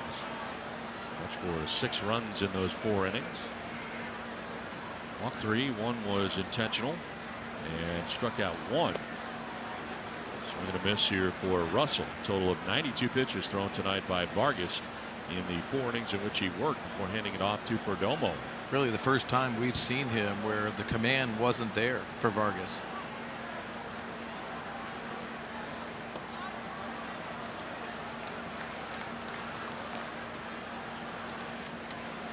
Andy Green would like Perdomo to go more than an inning if possible. Hold it over, hand it over here to the bullpen in the 5th inning. And tonight before you have a day-night doubleheader. Russell checked his swing, or did he? Yes, he did. Didn't go around, says Toby Basner, first base umpire. Russell batting now. Ross on deck, then the pitcher's spot. For the Cubs here in the bottom of the 5th inning. Payoff pitch and a swing and a miss as Addison Russell strikes out for the first out of the inning. Earlier I mentioned I had a chance to catch up with Theo Epstein, and Theo, of course, at the helm of the championship Red Sox for 2 years, trying to be at the helm here of the first championship in a long time for the Cubs. I had the chance to ask him about his time in San Diego with the Padres as a young executive. We had a real small baseball operation at the time. There were only maybe half a dozen of us in the office, so I got exposed to a lot of things, and KT taught me how to scout, learned a lot from Larry Lucchino on the executive side, and Brad Sloan, Bill Gayton, Jim Scanlon. You know, there were just so many guys in the office I learned from, and you know, we got to that World Series in '98, which was probably the highlight, and you know, but for that time in San Diego, I definitely wouldn't have been prepared for what followed in baseball. So I owe a lot to the Padres. Always have a special place in my heart for that franchise. No question, he remembers his roots back there in San Diego and his time there. Yeah, he said KT, Kevin Towers, the GM, when Theo was down there. But think about how baseball's evolved now with so much specialization in the front office, and how many things have changed since Theo has even gone from Boston over to here. But learning your roots and remembering where you came from is pretty important to Theo Epstein. That entire interview will be on the post-game tomorrow. As I had the chance to cover a lot of ground. He also talks a lot about Tony Gwynn and getting to know him during his time there with the Padres as well. So yeah, I think the impact that Tony Gwynn had on everyone's career, whether you were in the front office as a player, clubhouse guys, and it's one of those things. And we're going to have a special right around the All-Star game about Tony Gwynn and his life, and that we're going to have on Fox Sports San Diego here. Ross grounds one back to the mound, and flipping to first base is Perdomo to get the out on David Ross, and that is out number 2 here of the 5th inning. So a strikeout and a ground out. John Lester is coming up for himself here. With the high pitch count in this game, getting through the first 5, he'll be batting for 2 so far in the game. Reached on a fielder's choice in the second, flied out to left in the third. Think about Luis Perdomo and what he has to do now. It's a perfect time for him to be aggressive. Saw the strikeout of Addison Russell, but also the weak contact by Ross. Think about where Perdomo is mentally with the challenges he has. Another Rule 5 that made this roster. It just amazes me where you were in high A last year, and now you're in the big leagues. You're facing the Cubs at a big league level and have to mature on a quick pace. It's very difficult because the minor leagues are very important, especially for the pitching side. Ground ball up the middle. Diving as Rosales gets up, and his throw is going to be in time. Nice play by Adam Rosales at shortstop. A 1-2-3 inning in the 5th. A 6-3 Cubs lead.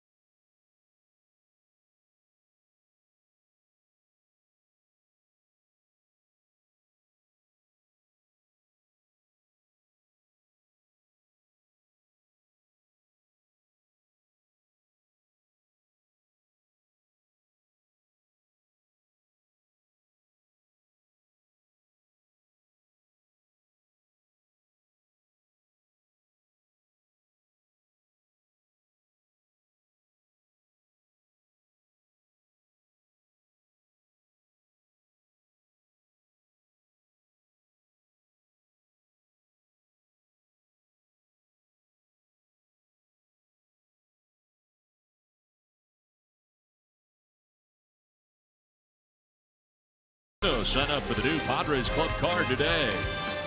By Jack in the Box, taste the Baconlicious Sourdough Bacon Ranch Combo. And by Mercury Insurance. We're on a mission to save you money. Log on to mercuryinsurance.com today. Beautiful city of Chicago, all lit up. It's game 1 of a 3-game series between the Padres and the Chicago Cubs. And the Cubs have a 6-3 lead headed here into the bottom of the 5th inning. John Lester back on the mound here for the Cubs. They do have action in the pen coming up for the Padres. It'll be Norris, Upton, and Wallace expected to bat. It'll be 4, 5, and 6 coming up here for San Diego.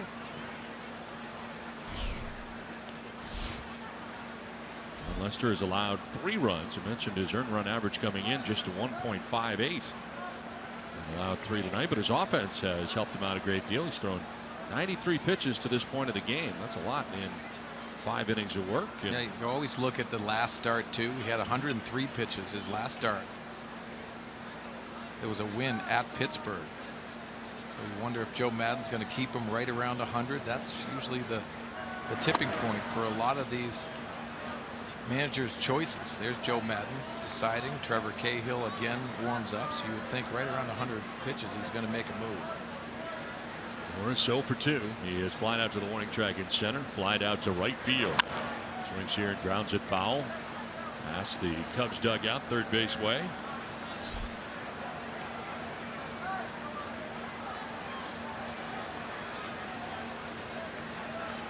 Start number 7 of the year for John Lester. Happy Cubs fan down the line. It's amazing what a baseball does. It's incredible. We're so excited to get a ball. The reaction is usually priceless.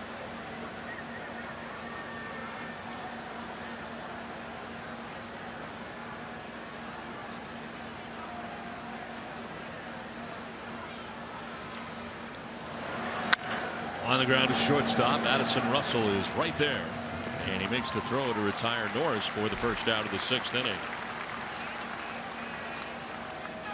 Good crowd on hand here tonight for game 1 of the series. I thought there was going to be a big crowd last night as we were leaving. They had postponed last night's game. A lot of fans still outside milling around the ballpark. Yeah, they said showers last night, but it was consistent rain. It poured all night. So bad for the people waiting for taxis outside Wrigley Field. How about the line for the yell? My goodness, it wasn't moving. I'm not waiting in that line. No, I'm not. There's no way. Absolutely pouring here, and the fans trying to take the subway out. Yeah, they made the right decision running out last night's game. There's no doubt about that. We're not getting that game in. Yeah, and I think a lot of people are surprised that this game happened today. It was raining all day long, stopped right around 1 o'clock.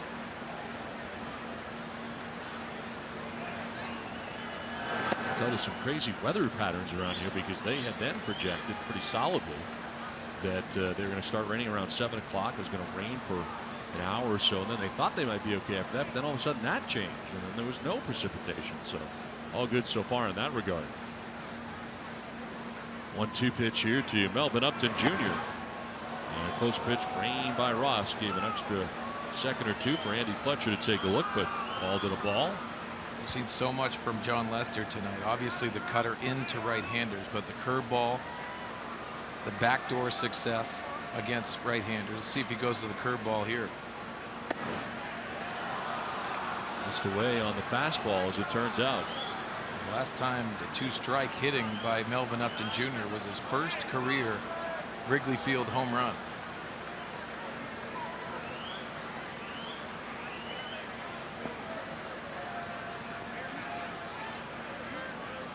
A off pitch. And Upton will take strike 3. Thought he might have had ball 4, and still thinks he had ball 4. Got to be careful here. Says some things on the way by to Andy Fletcher. Takes with him the 4th strikeout for John Lester of the night. 2 down. Well, Andy Fletcher has been calling it liberally out on the outside part of the plate. I thought Matt Kemp's ball was off the plate, and Melvin Upton Jr. saw on our tracks definitely was off the plate.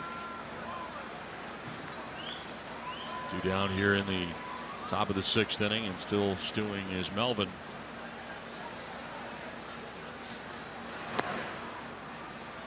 Brett Wallace getting his 3rd look at John Lester tonight. Wallace lined out to left in the 2nd, grounded out to second base in the 4th inning. And now the umpire Fletcher yelling in towards the Padres dugout. He has heard enough. And it turned and faced the dugout. Yeah, I'm not a big fan of that.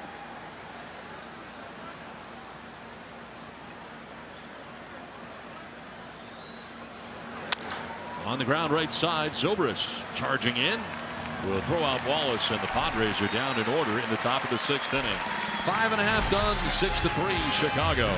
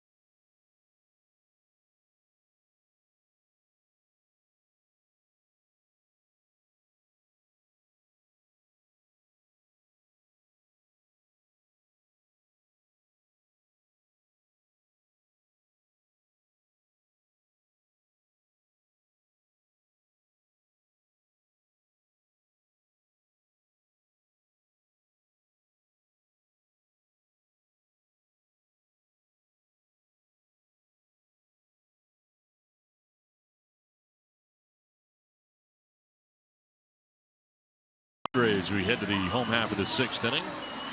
As the Padres chipping away, get a couple runs in the top half of the 5th inning. A little bit closer, but here come the Cubs in the bottom of the 6th inning. Luis Perdomo back on the mound, had a good 5th. Side to side in order, Russell, Ross, and Lester on a strikeout, 2 groundouts. 14 pitches to have a 1-2-3 5th inning. And top of the Cubs order coming up here. So Padres fans in Chicago. Dexter Fowler, Jason Hayward, and Chris Bryant scheduled to bat here in the inning for the Cubs. And Fowler will take strike one. Struck out in the first, singled in the third, scored a run, walked in the fourth inning.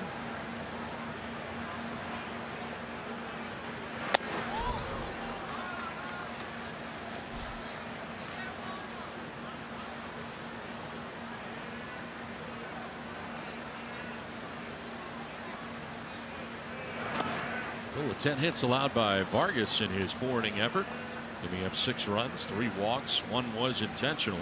Struck out a batter, and on the hook came into tonight's game his 4th major league start, 0-1. Fowler jumping back out of the way of a pitch down and in. Well, you think about it, Don, 92 pitches, but only 46 for strikes. Just didn't think that he had the command, especially on his glove side tonight. And we've seen him where he has been pinpoint at times.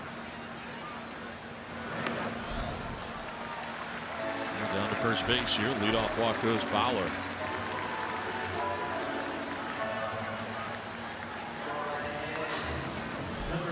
First runner on here against Perdomo, and it'll bring up Jason Hayward. He's the 4th walk allowed by Padres pitching in the game tonight.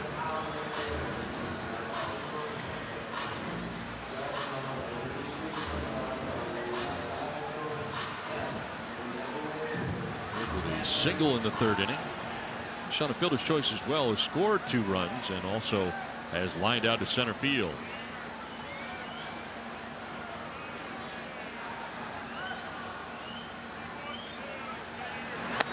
We're taking a pitch up high for ball 1. Our game presented in HD by Sony. Great shots tonight at Wrigley Field. Second oldest ballpark in Major League Baseball operating right now. Beautiful venue here. The first of 3. We'll play 2 tomorrow. Day game and a night game. Doubleheader here from Chicago. Good crowd on hand here tonight. Don't have an attendance figure yet, but good crowd.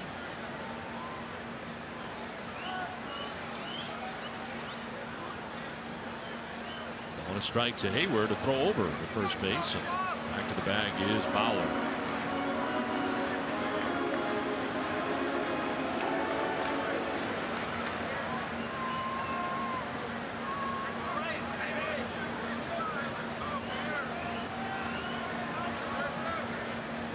It's amazing. It seems like Hayward has been around for a long time.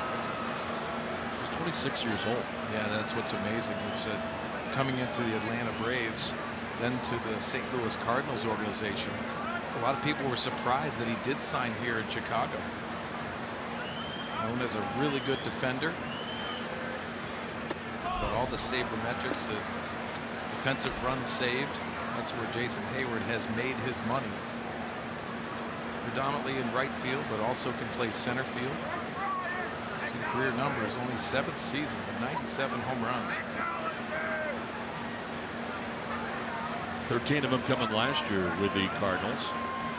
With 293 there last year. With 60 runs batted in.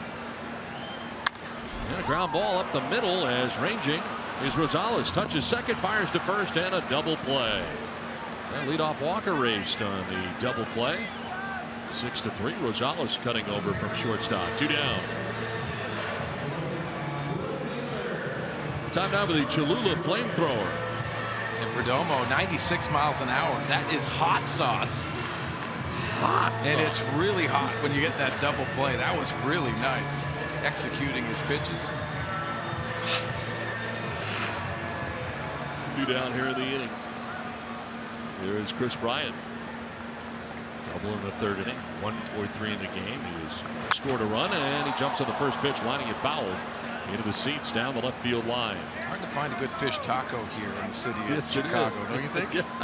You know, it's funny though, I didn't really look for one. I think we got that covered at home. Yeah, that lake fish taco doesn't really taste the same. Not the same. You're gonna have to pound that hot sauce, don't you think? Absolutely. I'll take the fish tacos down in San Diego. Yeah, be fine with that. Stick with that. Let's stay off those this trip. Wait till we get home. We'll wait till we get home. Bryant 1 for 3 in the game. 2-run double in the third inning. And he'll take the strike. So far, Perdomo's been pretty good coming in here and doing exactly what Andy Green needs. Is him to log some innings here to help out. Yeah, you've seen the movement on the fastball as well. That's inducing Hayward into that ground ball double play. Swing and a miss, and he strikes out Bryant. Another good inning for Perdomo. 2 strikeouts for him as we played 6 innings. Cubs have a 6-3 lead.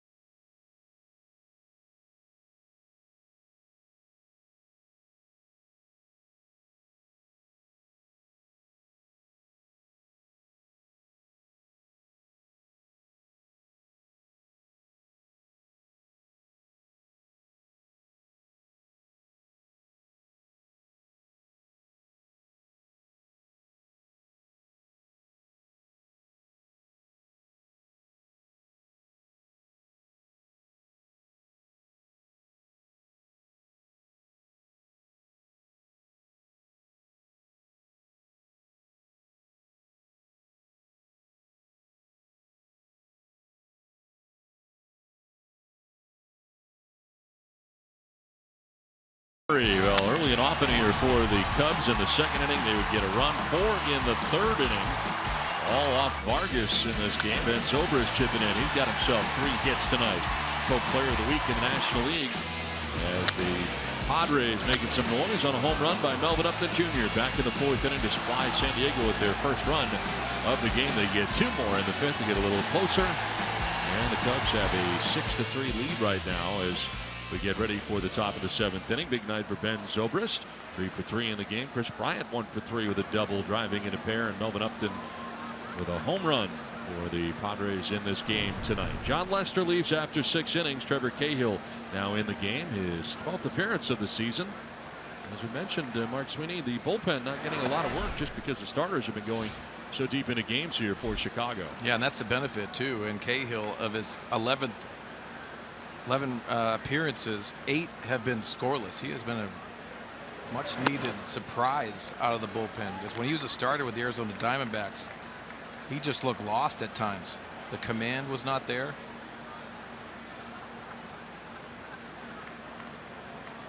Jose Barela leading it off here for the Padres. Barela has popped out first and single. Came around to score the second San Diego run.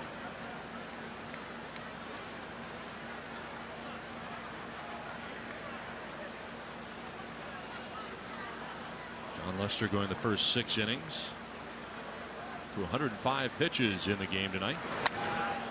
Popped up foul off to the right in behind the Padres dugout. And Barela fractured his back. He's going to need a new one. You see Trevor Cahill, a lot of movement, but very wild around the strike zone.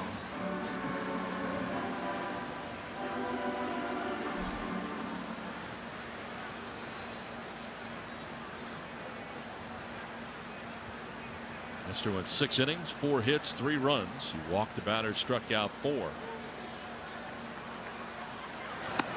Barela will take the strike, and that's strike 3 from Cahill. 5th strikeout of the night for Cubs pitching.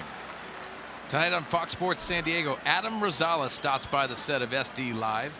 Get his thoughts on manager Andy Green and the biggest challenges in baseball today. Tonight, after Padres Live on Fox Sports San Diego. One down for Adam Rosales. Batting for the first time. Pinch ran for Alexei Ramirez, who had to leave this game with what appeared to be a hamstring issue. He was clearly clutching that back of the leg. A cold night tonight in Chicago. He was trying to leg out a double, got to second base, but then had to leave the game. Yeah, and it's unfortunate for the San Diego Padres, and Ramirez with that nice double in the right center gap. Another leg injury for this infield of the San Diego Padres.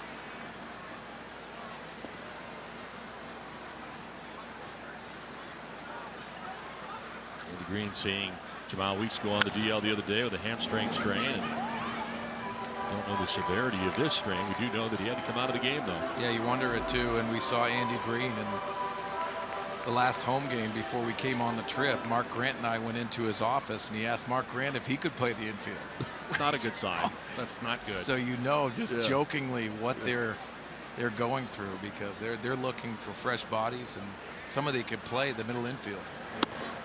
I'm fairly confident that Mudd cannot at this stage of his career. He said he would. He said he'd lock in, properly get a good stretch in. Think about Mark Grant, and he's probably doing his yoga poses, knowing that he can try to feel the ground ball. Of course, he is in cross training. Yes, you know, he does that CrossFit. at 4 in the morning, allegedly, and no one's ever seen it. No, he can't. But he's 4 in in the morning. terrific shape, so he's ready. So we'll see, Mudd. Proper stretch, may need second you. base, perfect timing, and he can turn it. Known to have that good right arm, so why not? There's ball 4, and Rosales heads on down to first base, sprinting. Send it down to Julie. Hey guys, well, Alexei Ramirez left the game. It's a hamstring cramp. That's all I have right now. It's a hamstring cramp, so hopefully not that serious. Hopefully he'll be able to stretch it out and be back and ready for tomorrow's game. Hopefully, guys. All right, Julie, thank you very much. Saw that right before we left. Andrew Kashner had the cramp in the hamstring area also. Well, hopefully they have the good results, because it sounds like Andrew Kashner is going to have his start on Friday up in Milwaukee, which is a good sign, but hopefully that is the same case for Ramirez.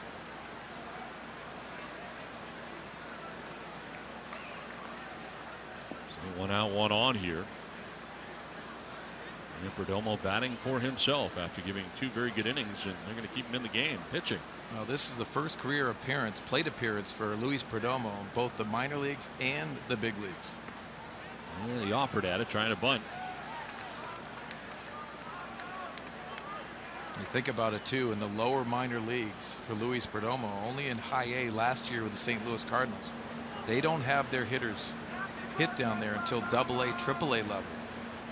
Well, the big leagues forced to not only pitch, but you're going to take your first plate appearance. Takes the strike and takes with him the second strikeout for Cahill. 2 down. Pedro Strop and Clayton Richard both up now for the Cubs. They get double-barreled action, and Joe Madden is going to make a pitching change as he heads out there after the strikeout of Perdomo. So 2 down here in the top half of the 7th inning. Cubs have a 6-3 lead. The pitching change from Wrigley Field in Chicago.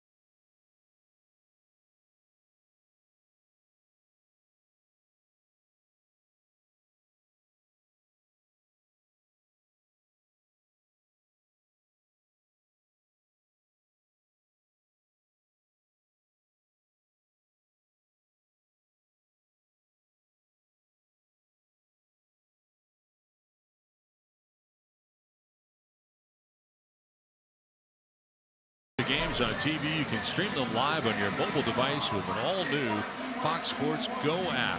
Download the app and take Fox Sports San Diego and Padres baseball with you wherever you go. 6-3 the score here with the Cubs on top and 2 down in the top of the 7th inning. Clayton Richard into the game, his 8th appearance of the year. Former Padre, you see the splits, lefty righty. Talking to Darren Balsley about Clayton Richard, he has dropped his arm slot just a little bit, getting more movement on the fastball, and obviously in a situation where he's in here to face John Jay, who was last at bat doubled. And a ground ball by the dive with a third baseman Baez into left field, playing shallow as Bryant, picking it up quickly. And a base hit here for John Jay at the top of the order, and runners at first and second now for San Diego. Well, again, we've seen John Jay use all of the field. This is a fastball on the outside part of the plate. Really nice pitcher's pitch and going the other way. Well, Joe Madden going to make another change here. 1 and done for Clayton Richard. Not able to get John Jay, and back to the pen we go. Pedro Strop will be coming in. 6-3 Chicago.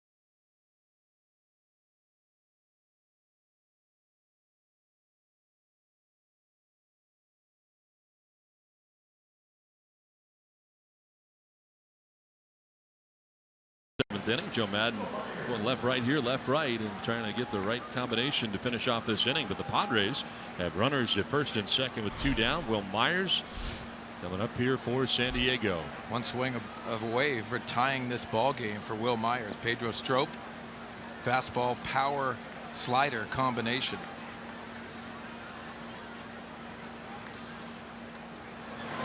And a ground ball left side to third. Baez with a bobble, and everybody's going to be safe. What could have been the last out of the inning, Myers is able to reach. And an error charged to Baez at third base.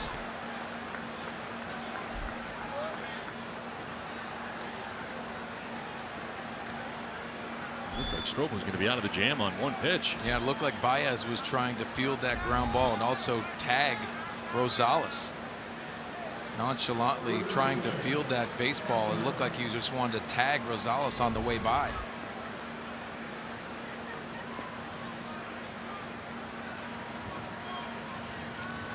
Time to make it hurt. A chance here to do some damage. Matt Kemp with the bases loaded. And Kemp will take a look at strike one. Struck out looking his last time up, was not pleased. Bases filled with Padres. Rosales at third base, Jay at second base, and Myers at first base.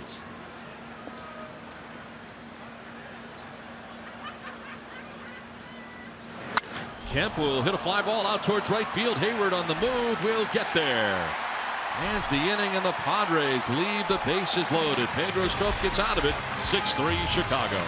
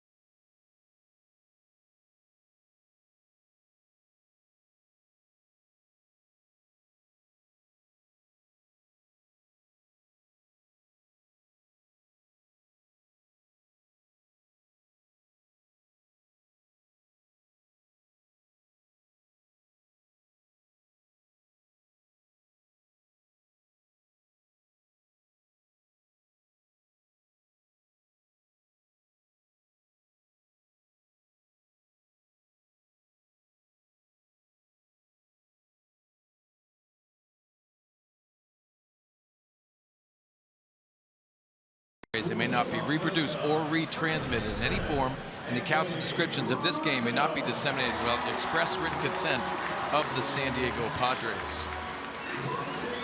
Yeah, Padres fans thought they had something going there. They did. They had the bases loaded with 2 outs with Matt Kemp flying out to right field to end the inning. Luis Perdomo has pitched very well here tonight for San Diego. 6-3, Cubs on top.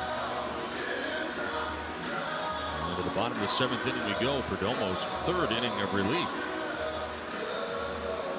Anthony Rizzo, Ben Zobrist, and Javier Baez scheduled to bat here in the bottom of the 7th inning.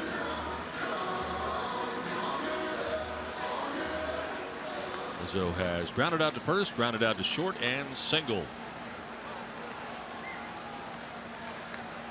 Top 8 hitters in the Cubs order all have at least 1 hit in this game. John Lester out of the 9 spot, the pitcher spot, the only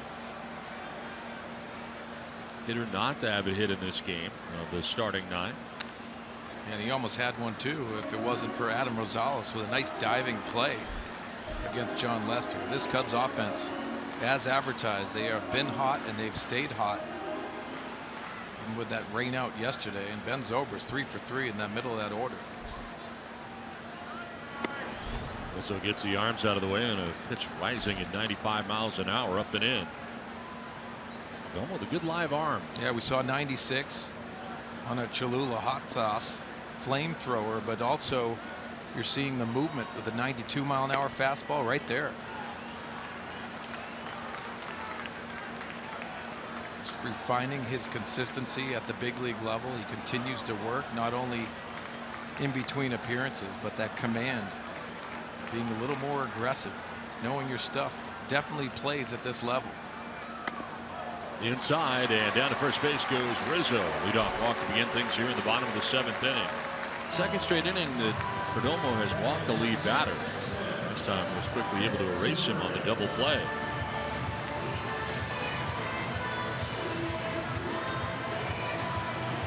Well, the driver's seat brought to you by Kia. Ben Zobrist. Look at his numbers. He's been in the driver's seat lately. He's got an 8-game hitting streak. Well, he's been on fire in those good ones. Definitely extend those hot streaks, and you can see it is. It's one of the free agent pickups that I think a lot of people didn't talk a lot about.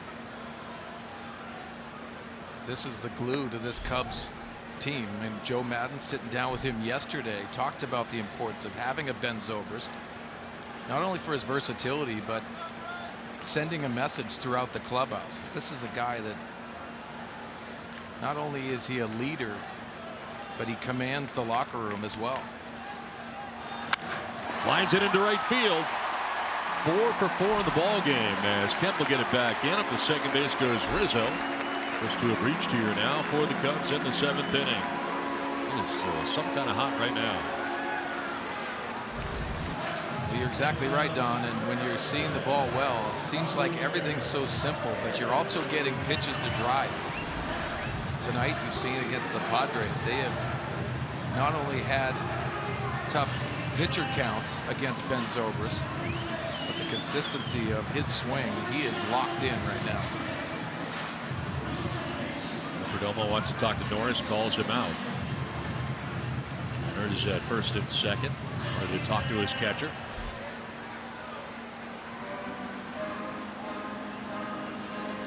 Got to deal with Javier Baez. A bunt single in the 2nd inning. Doubled in the 3rd, flying out to right in the 4th inning.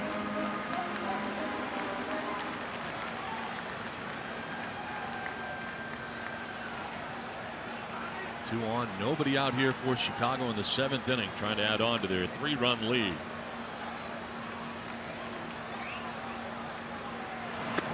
Baez will take the strike right down the middle. Ooh, that is center cut right there. That's a good take if you're a Padre fan. Javier Baez has that aggressive approach. He tends to get out of the strike zone too. So strike 1 for Luis Perdomo. Let's see if he goes to a 2-strike approach. Tries to induce that double play. He's able to get Jason Hayward to ground into a double play last inning after the leadoff walk.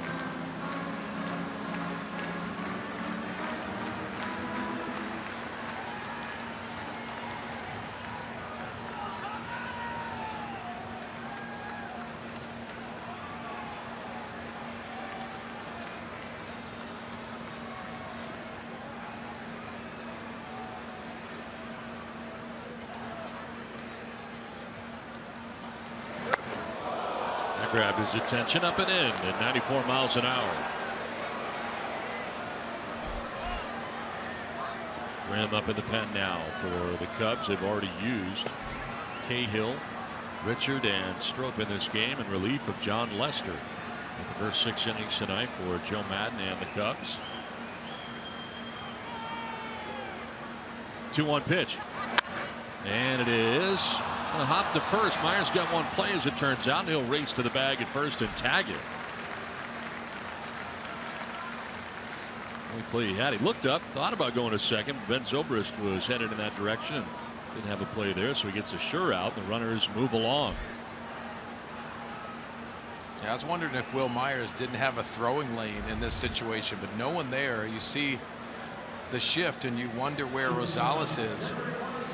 Didn't look like he was getting to the bag early enough, so Will Myers does the right thing and go and get the sure out at first base. Second and third, one down. Addison Russell coming up. And with so many of these defensive shifts now, you got to know your responsibilities, where you're at, and sometimes you're out of position to cover those bases. You know, the other thing too, Alexei Ramirez has played every game, and when we've seen Rosales come in, as this pitch will miss inside, he has played second base, he's played third base, but nobody really at shortstop except for Alexei Ramirez until tonight. Runners in scoring position tells the story. 1 for 8 for the Padres, 5 for 10. Also the Cubs 9 for 16 with men on base. Line down the right field line. This is going to be trouble. It gets down and heads to the right field corner. Rizzo will score. Zobrist in behind him and thinking 3 is Addison Russell. He'll get there standing. And the Cubs take an 8-3 lead.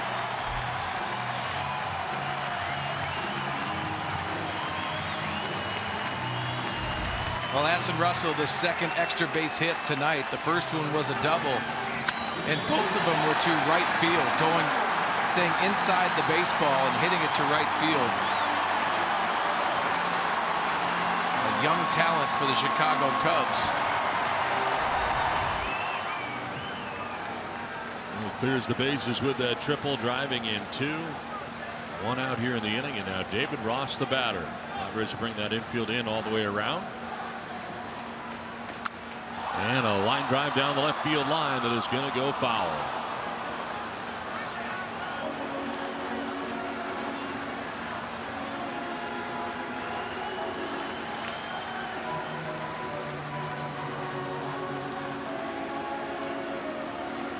David Ross has walked at a sac fly and grounded back to the mound. With the pitcher spot up, Tommy LaStella grabs a bat. He's on the on-deck circle.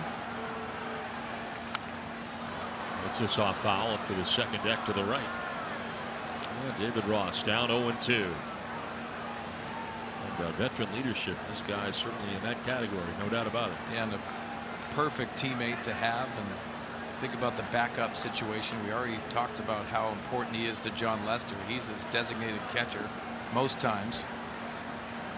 He is. He sends the message through the locker room as well. Another voice. Pulls it over foul, still 0-2.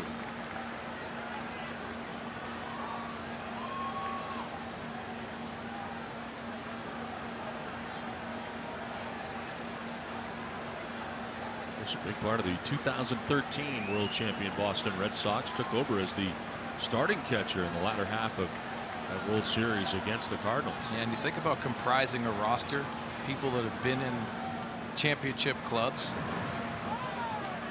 You know, those are the messages, those are the talks that you have with an Addison Russell or Chris Bryant. All of these young talent for the Cubs, but you have guys that have had experience throughout those playoff times, and you have to grind it out. That's the benefit of having a David Ross on your roster.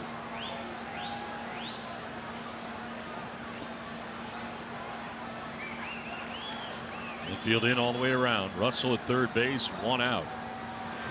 And Ross with a swing and a miss, and Perdomo able to strike him out. That's the third K for Perdomo, and there are 2 outs here in the 7th inning.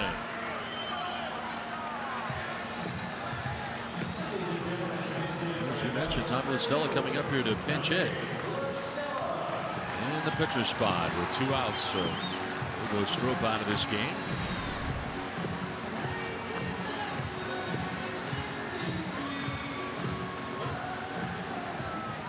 Stella, 362, 2 homers, 6 runs batted in 19 games. That's with Addison Russell at third base, and now 2 down in the inning. Stella 3 for 6 off the bench for the Cubs. The block there by Norris on a pitch in the dirt. Yeah, like any pinch hitter, gonna have to handle the fastball off the bench. Tommy La Stella has done that for Joe Maddon.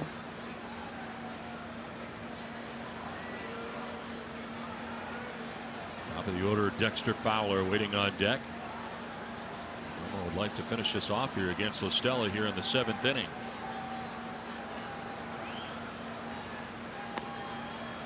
Up and away for ball 2, 2-0.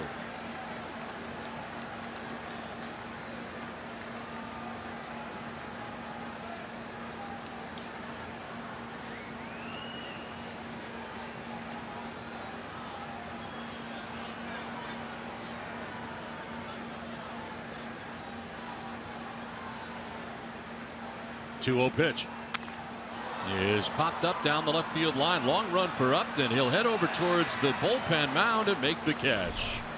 In foul ground that ends the inning, the Cubs get 2 runs and take an 8-3 lead.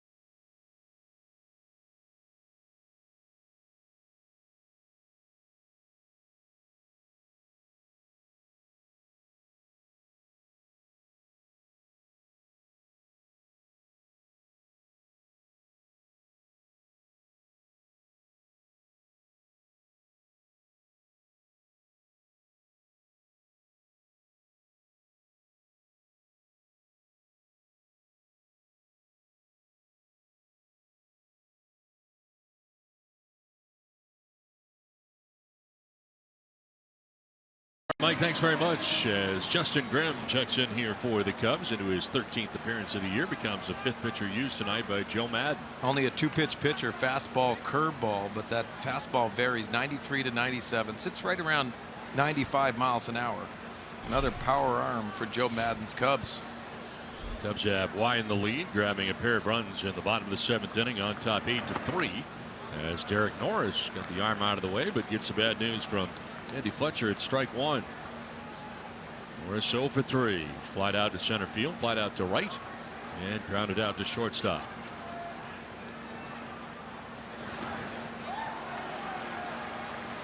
Grimm taking over for Pedro Strop, who was able to get the final out of the 7th inning. Starter tonight for the Cubs, John Lester, with the first 6 innings, 4 hits, 3 runs. He walked a batter and struck out 4. A pitcher of record, a chance for his 4th win. He came into tonight's game with a 3-1 record through 105 pitches in the contest tonight.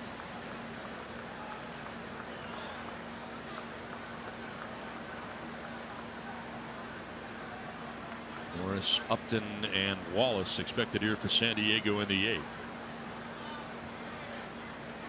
Outfield about straight away on Derek Norris.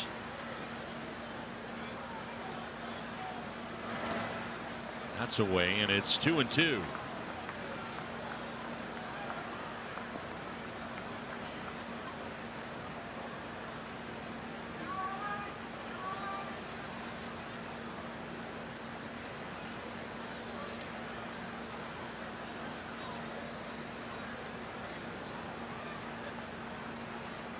Two-two pitch, and that is going to miss away now to Norris. So he got down in the count, but a full count now.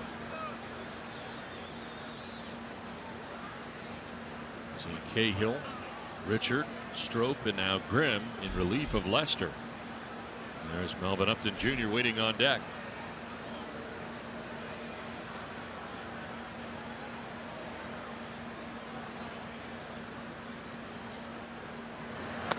Norris thought about it, and it's a pitch that's up high for ball 4 and a leadoff walk to begin things here in the 8th inning.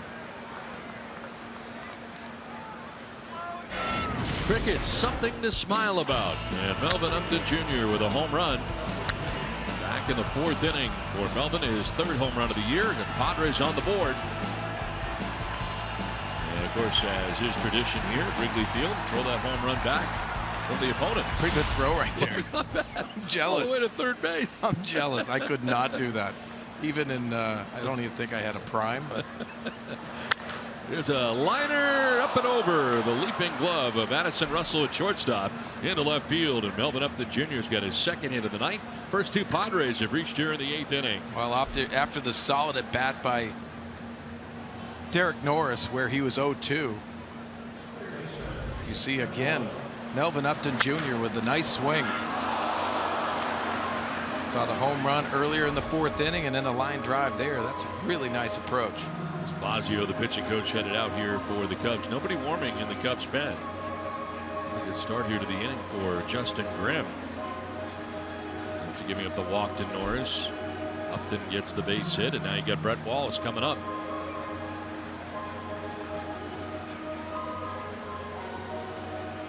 Padres have action in their pen.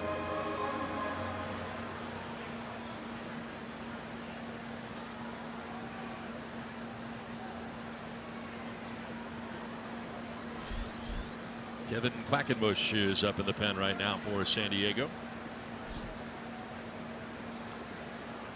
Perdomo able to log some innings for the Padres. Well, 2 lefties off the bench, Jankowski and Dickerson.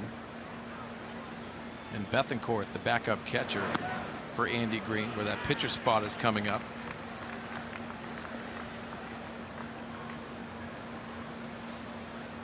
Also for 3 in the game is lined out to left, grounded out to second. On 2 occasions.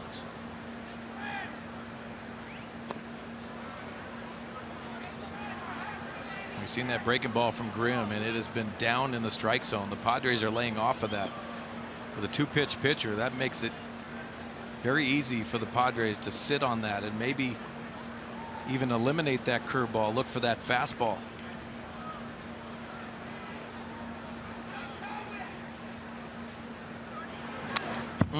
A foul back, which was a little bit away from Wallace, but he fouls it back to the screen. We've seen Brett Wallace handle that pitch away. He gets really good extension, has good plate coverage. He just missed that fastball. Get off walk by Norris. Upton with a single to left, 2 on, nobody out.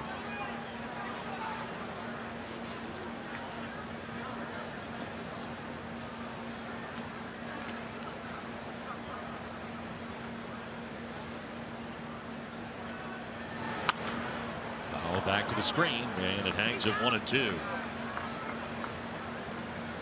There's action now in the pen as Warren is up. Adam Warren.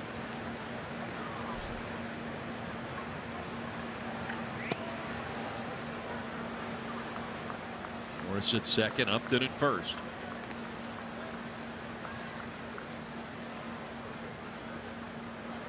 Grimm backed off, wanted to see the signs again from his catcher David Ross. Really has slowed the pace here.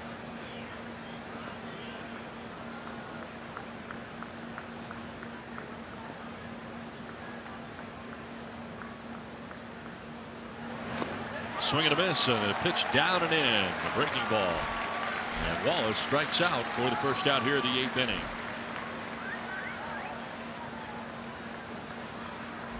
When you foul off the fastballs, you're going to get a breaking ball. Grimm, the 2-pitch pitcher, goes to that 2-strike breaking ball. It's really hard to pick up.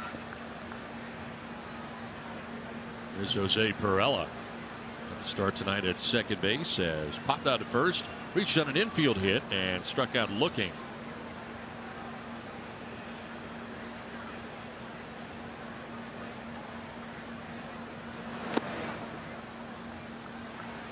You know, what's really coming into play is Joe Maddon had to use 3 pitchers in the 7th inning to get through that inning. He used Pedro Strop, who is normally his 8th inning guy, in that bridge to Rondon. Cubs did add 2 runs in the bottom of the 7th inning to help things out, give them a bigger lead. Now on top by 5, 8-3. Pitch outside, and now Grimm falling behind 2-0.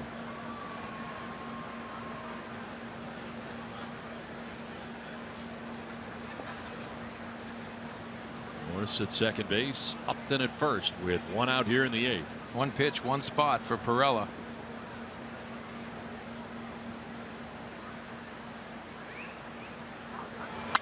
Pirela, it's a ground ball, base hit into right field. Norris will be stopped at third, and the Padres have the bases loaded with 1 out. So second hit of the night now for Pirela. Well, Pirela gets into a good hitting count, and he can look for that fastball. He has been watching Grimm, and he doesn't look like he has command with that breaking ball, so eliminate that. He gets the fastball and goes the other way. Well, Joe Maddon making his way to the mound again to make another change with 1 out. The bases are loaded as the Padres trail in this game, making some noise here from Chicago in the 8th.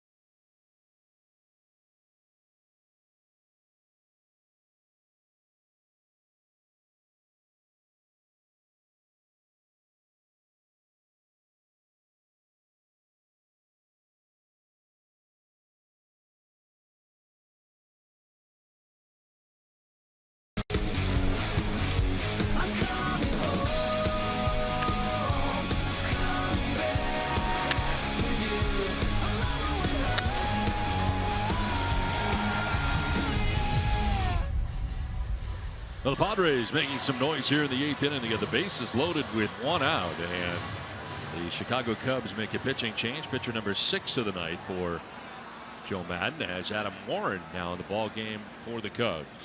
He has pitched very well out of the bullpen. Only 2 earned runs at 13 1/3 innings.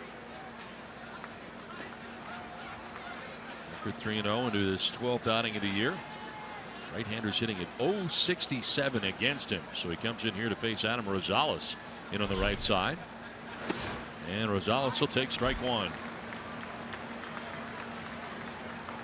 Rosales pinch running for Alexei Ramirez, who left this game with hamstring cramp in the 5th inning and then batted for the first time in the 7th. Rosales walked in that at bat. Swings it, fouls it off to the right, out of play. Had a chance to meet Adam's parents, who were here last night at the ballpark. Yeah, it was good to meet them. They were excited. They said, "Hey, you actually look the same as you were on TV." That's good to know. Yeah. They heard the camera adds weight to. Yeah, it absolutely does. I promise you.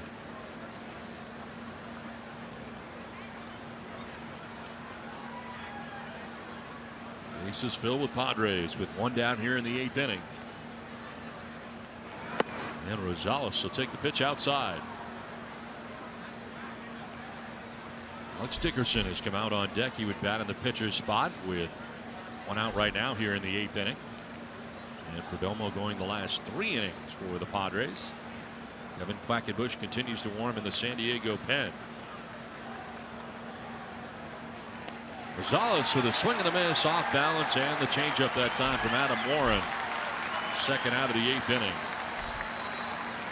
You watch Adam Warren trying to pitch to Rosales. The first pitch, slider in there for a strike. Fastball away, and then he goes with the slider off the plate. Then he gives him a different look. The changeup inside goes down Rosales, and good pitching by Warren.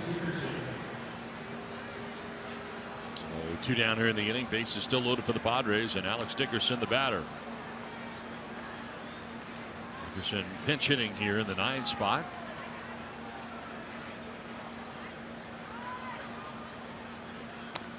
And he'll take strike 1. In the corner. 1 for 5 for Dickerson in 5 appearances. Coming off the bench in pinch hit role so far since being called up from AAA El Paso. Down 0-2. 22 games with the Chihuahuas. He was hitting at .352. There's Cubs crowd trying to get out of this jam here. The base is loaded, 2 down. And the batter Dickerson down 0-2.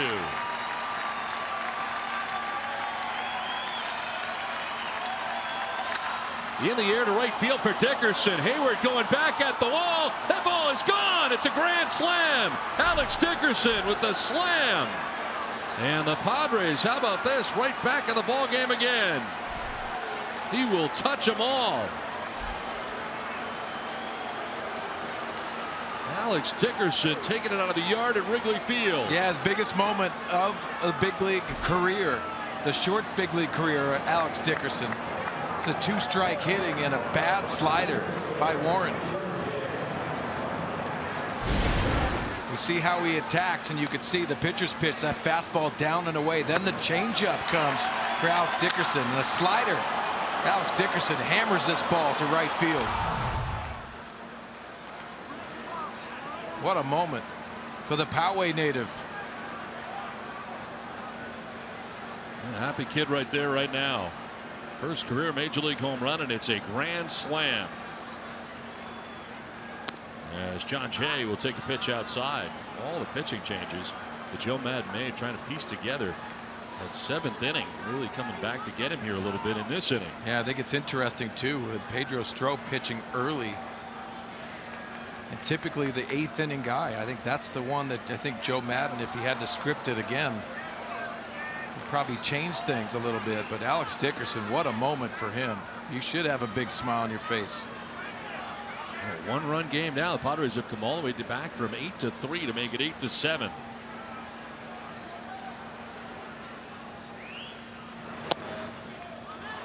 Another pitch in there for a strike, the 3-0 pitch. So it's now 3-1.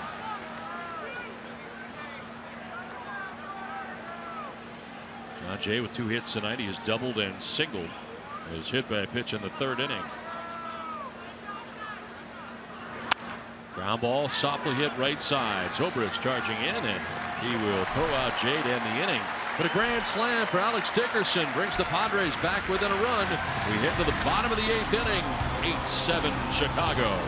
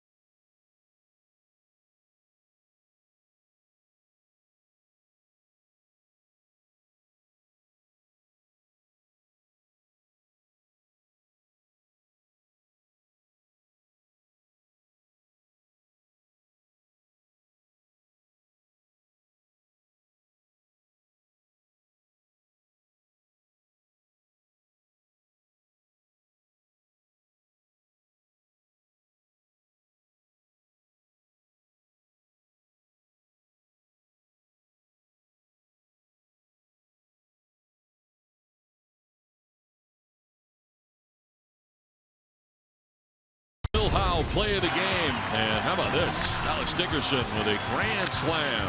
He absolutely crushed this baseball. Two-strike hitting again, and you see the emotion of Alex Dickerson's first home run and obviously the first grand slam of his career, the first for the Padres as well this year. So San Diego back within a run as we head here to the bottom of the 8th inning, and right now Kevin Quackenbush will try to keep it right where it is. Well, since the early season struggles for Kevin Quackenbush, the last 7 outings, he has not allowed a run. He's been pitching very well out of the bullpen of late. Top of the order for the Cubs. Dexter Fowler leading it off. Padres stacking it up defensively on the shift on the right side. Only Brett Wallace on the left side. He's in on the grass in case Fowler entertains any thoughts of dropping down a bunt.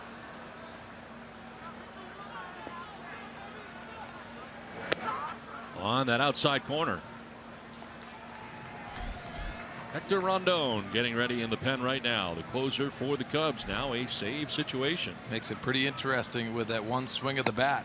Padres have been looking for that big hit. And you get the right people coming up in Myers, Kemp, and Norris. 2, 3, and 4 coming up for the Padres in the 9th. The Padres have been grinding it out, looking for that big hit. Alex obviously with the big swing tonight. They have taxed this Chicago Cubs pitching staff and especially the bullpen of the Cubs. On the outside corner, and some generous calls there, but Quackenbush will take it, no doubt. 2-2. Now changing in the shift. Wallace will go to the right side of the infield with 2 strikes on the batter.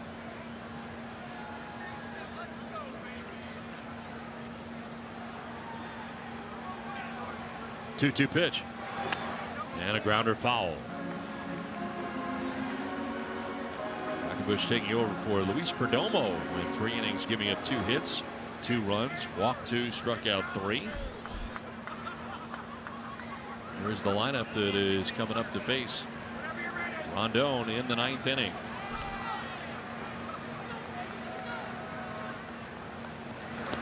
Fowler will take a pitch in the dirt, and it is a full count now. Cesar Vargas started the game for San Diego tonight, went 4 innings, giving up 6 runs. Walked 3, 1 intentionally. On the hook at the moment. Vargas came in at 0-1, but Quackenbush on the mound right now, pitching the 8th inning. 3-2 pitch to Fowler. And a grounder foul to the end of the Padres dugout. Think about that grand slam by Alex Dickerson. That's the first slam here at Wrigley Field since Ben Davis hit one off Jason Beret. Remember Jason Beret? Sure. He's in the Indians coaching staff at the big league level, but Alex, what a swing. In there for strike 3, and Quackenbush able to strike out Fowler to begin the bottom of the 8th inning.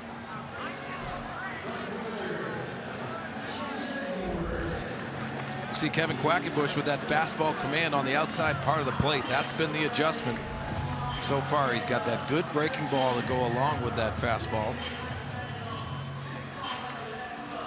He's got the first out here, the bottom of the 8th inning. Jason Hayward, the batter. Singled back in the 3rd inning, a 1-for-4 night for Hayward.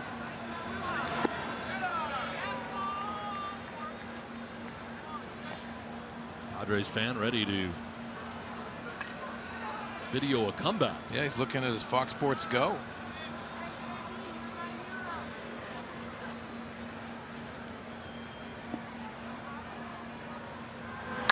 Hayward drives this out towards deep center field. Jay going back's going to have room shy of the track and makes the catch. Ball just kind of died out there towards left center field. Yeah, we've seen that from the Padres side as well. Will Myers, Matt Kemp all hit some balls out there, and you wonder if that wind is playing a little bit, but heavy air as this game has gone along. Yeah, kind of a haze here, a mist falling in the ballpark, and the breeze blowing from right to left across the outfield. You really see it as you look up to the light towers here. Kind of a fog rolling in. A damp night tonight, a chilly night in Chicago. 2 down in the 8th. And here is Chris Bryant.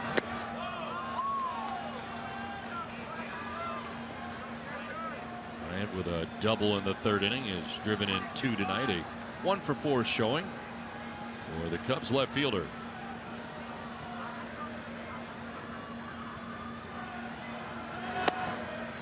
That's a strike. And a ball and a strike to Brian, who was not so sure. Yeah, you've seen some looks back at home plate umpire Andy Fletcher. Been on both sides. You've seen him call pitches off the plate, and that went down on our Fox Tracks by Nissan. Strike call there. Brian knew it was going to be, but a little late to react. 1-2. Andy Fletcher has the plate tonight, calling the balls and strikes.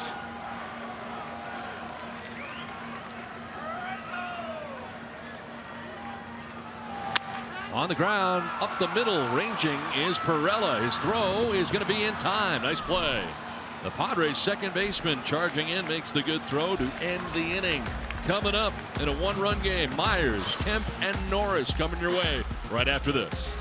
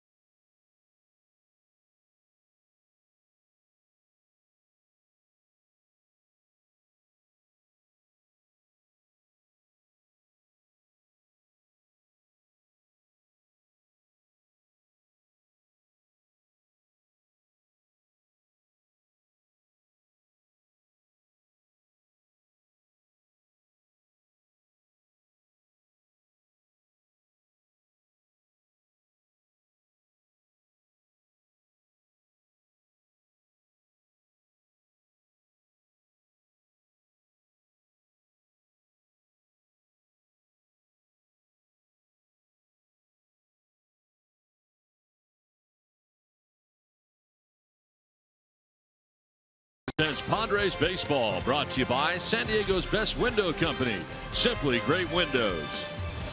By Petco, your complete pet store. And by your San Diego County Lexus dealers. Beautiful city of Chicago. It's game one of a three-game series. 3 games played in 2 days. We'll have a day-night doubleheader here tomorrow. But tonight we head into the 9th inning. The Padres, thanks to a grand slam by Alex Dickerson, are back within a run. The closer for the Cubs is on, Hector Rondon. Looking for his 7th save, 6 out of 6 for save opportunities. And you think about that run differential for the Chicago Cubs and how good they've done.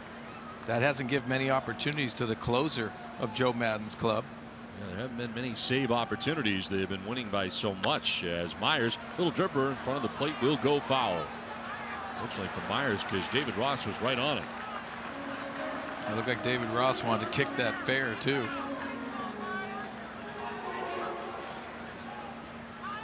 Having a little bit of fun, but you watch Will Myers and this ball, it goes off his foot first, but then you see David Ross just kicking it fair. Doesn't work that way, unfortunately. Myers with a healthy swing there. That 95-mile-an-hour fastball by him. And riding in on him, that arm side run for Rondon. Myers reaching on an error his last time up, committed by Javier Baez. Will 0 for 4 in the ball game tonight. Strike 3 call. Myers knew it. Takes with him the first K for Rondon. 1 down in the 9th. Well, tomorrow we'll have the day-night doubleheader for you, as it'll be Hendricks and Lackey going for the Cubs. A day game and the night game. Ray and Pomerantz for the Padres. Well, Don, anytime you have a doubleheader, the importance of good starting pitching, and it comes down on the shoulders of Colin Ray. The first game really sets a tone for the whole day. He'll be looking for his 4th one of the year, 3-1. Matt Kemp 0 for 4 in the ball game tonight. Swinging a foul, getting a piece of David Ross for strike 1.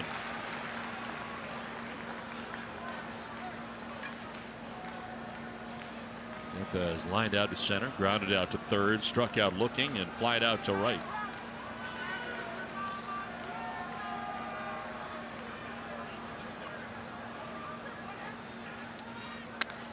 In the air down the right field line, foul. That's beyond the Padres bullpen and into the seats. The fog is getting lower now. It was just up by the light towers before. Now it's kind of rolling in here from right field. And I think it comes into play too for an outfielder just picking that ball up. You got to really focus on that hitting zone. It gets high up in the air. You wonder if it's going to affect that at all. 0-2 pitch coming up here to Matt Kemp. In the dirt. Kemp lays off.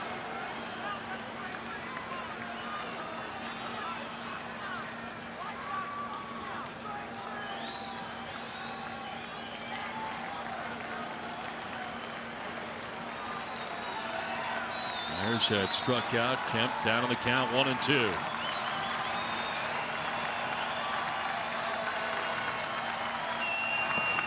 Thought about it, did not pull the trigger, and it's away. 2-2.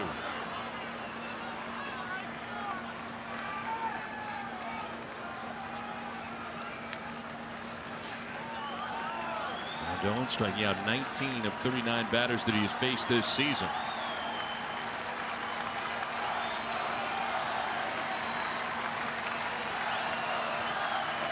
Saves for him last year.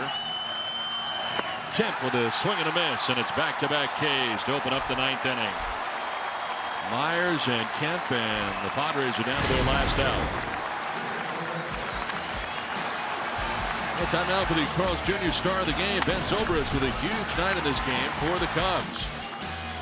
Zobrist going 4 for 4. All singles and driving in a pair of runs along the way.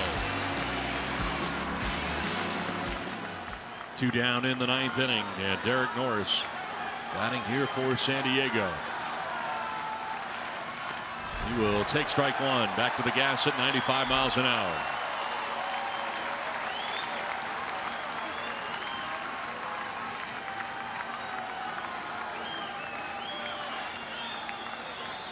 Outfield deep end, straight away on Norris. A little bit away, 1-1. You see the depth in the outfield and a lot of umpiring going on in the stands as well. You see the fog has rolled in and getting lower on the playing surface right now. As Norris hits a ground ball to shortstop, Russell's got it, throw to first, and the Cubs hold on. Well, the Padres made a valiant effort to come back in this ball game. They got within one, but Rondon shuts the door as the Cubs take game one 8-7. What do you got in store for us, Mike Pomerantz?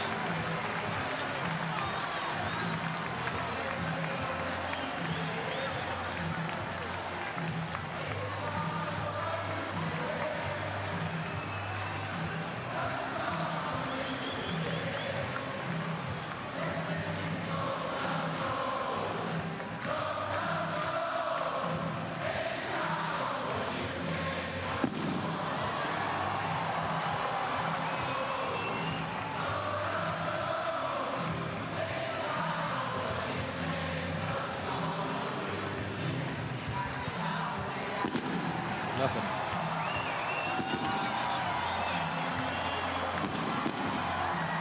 You can get it off here if you want. You want me to get it off there?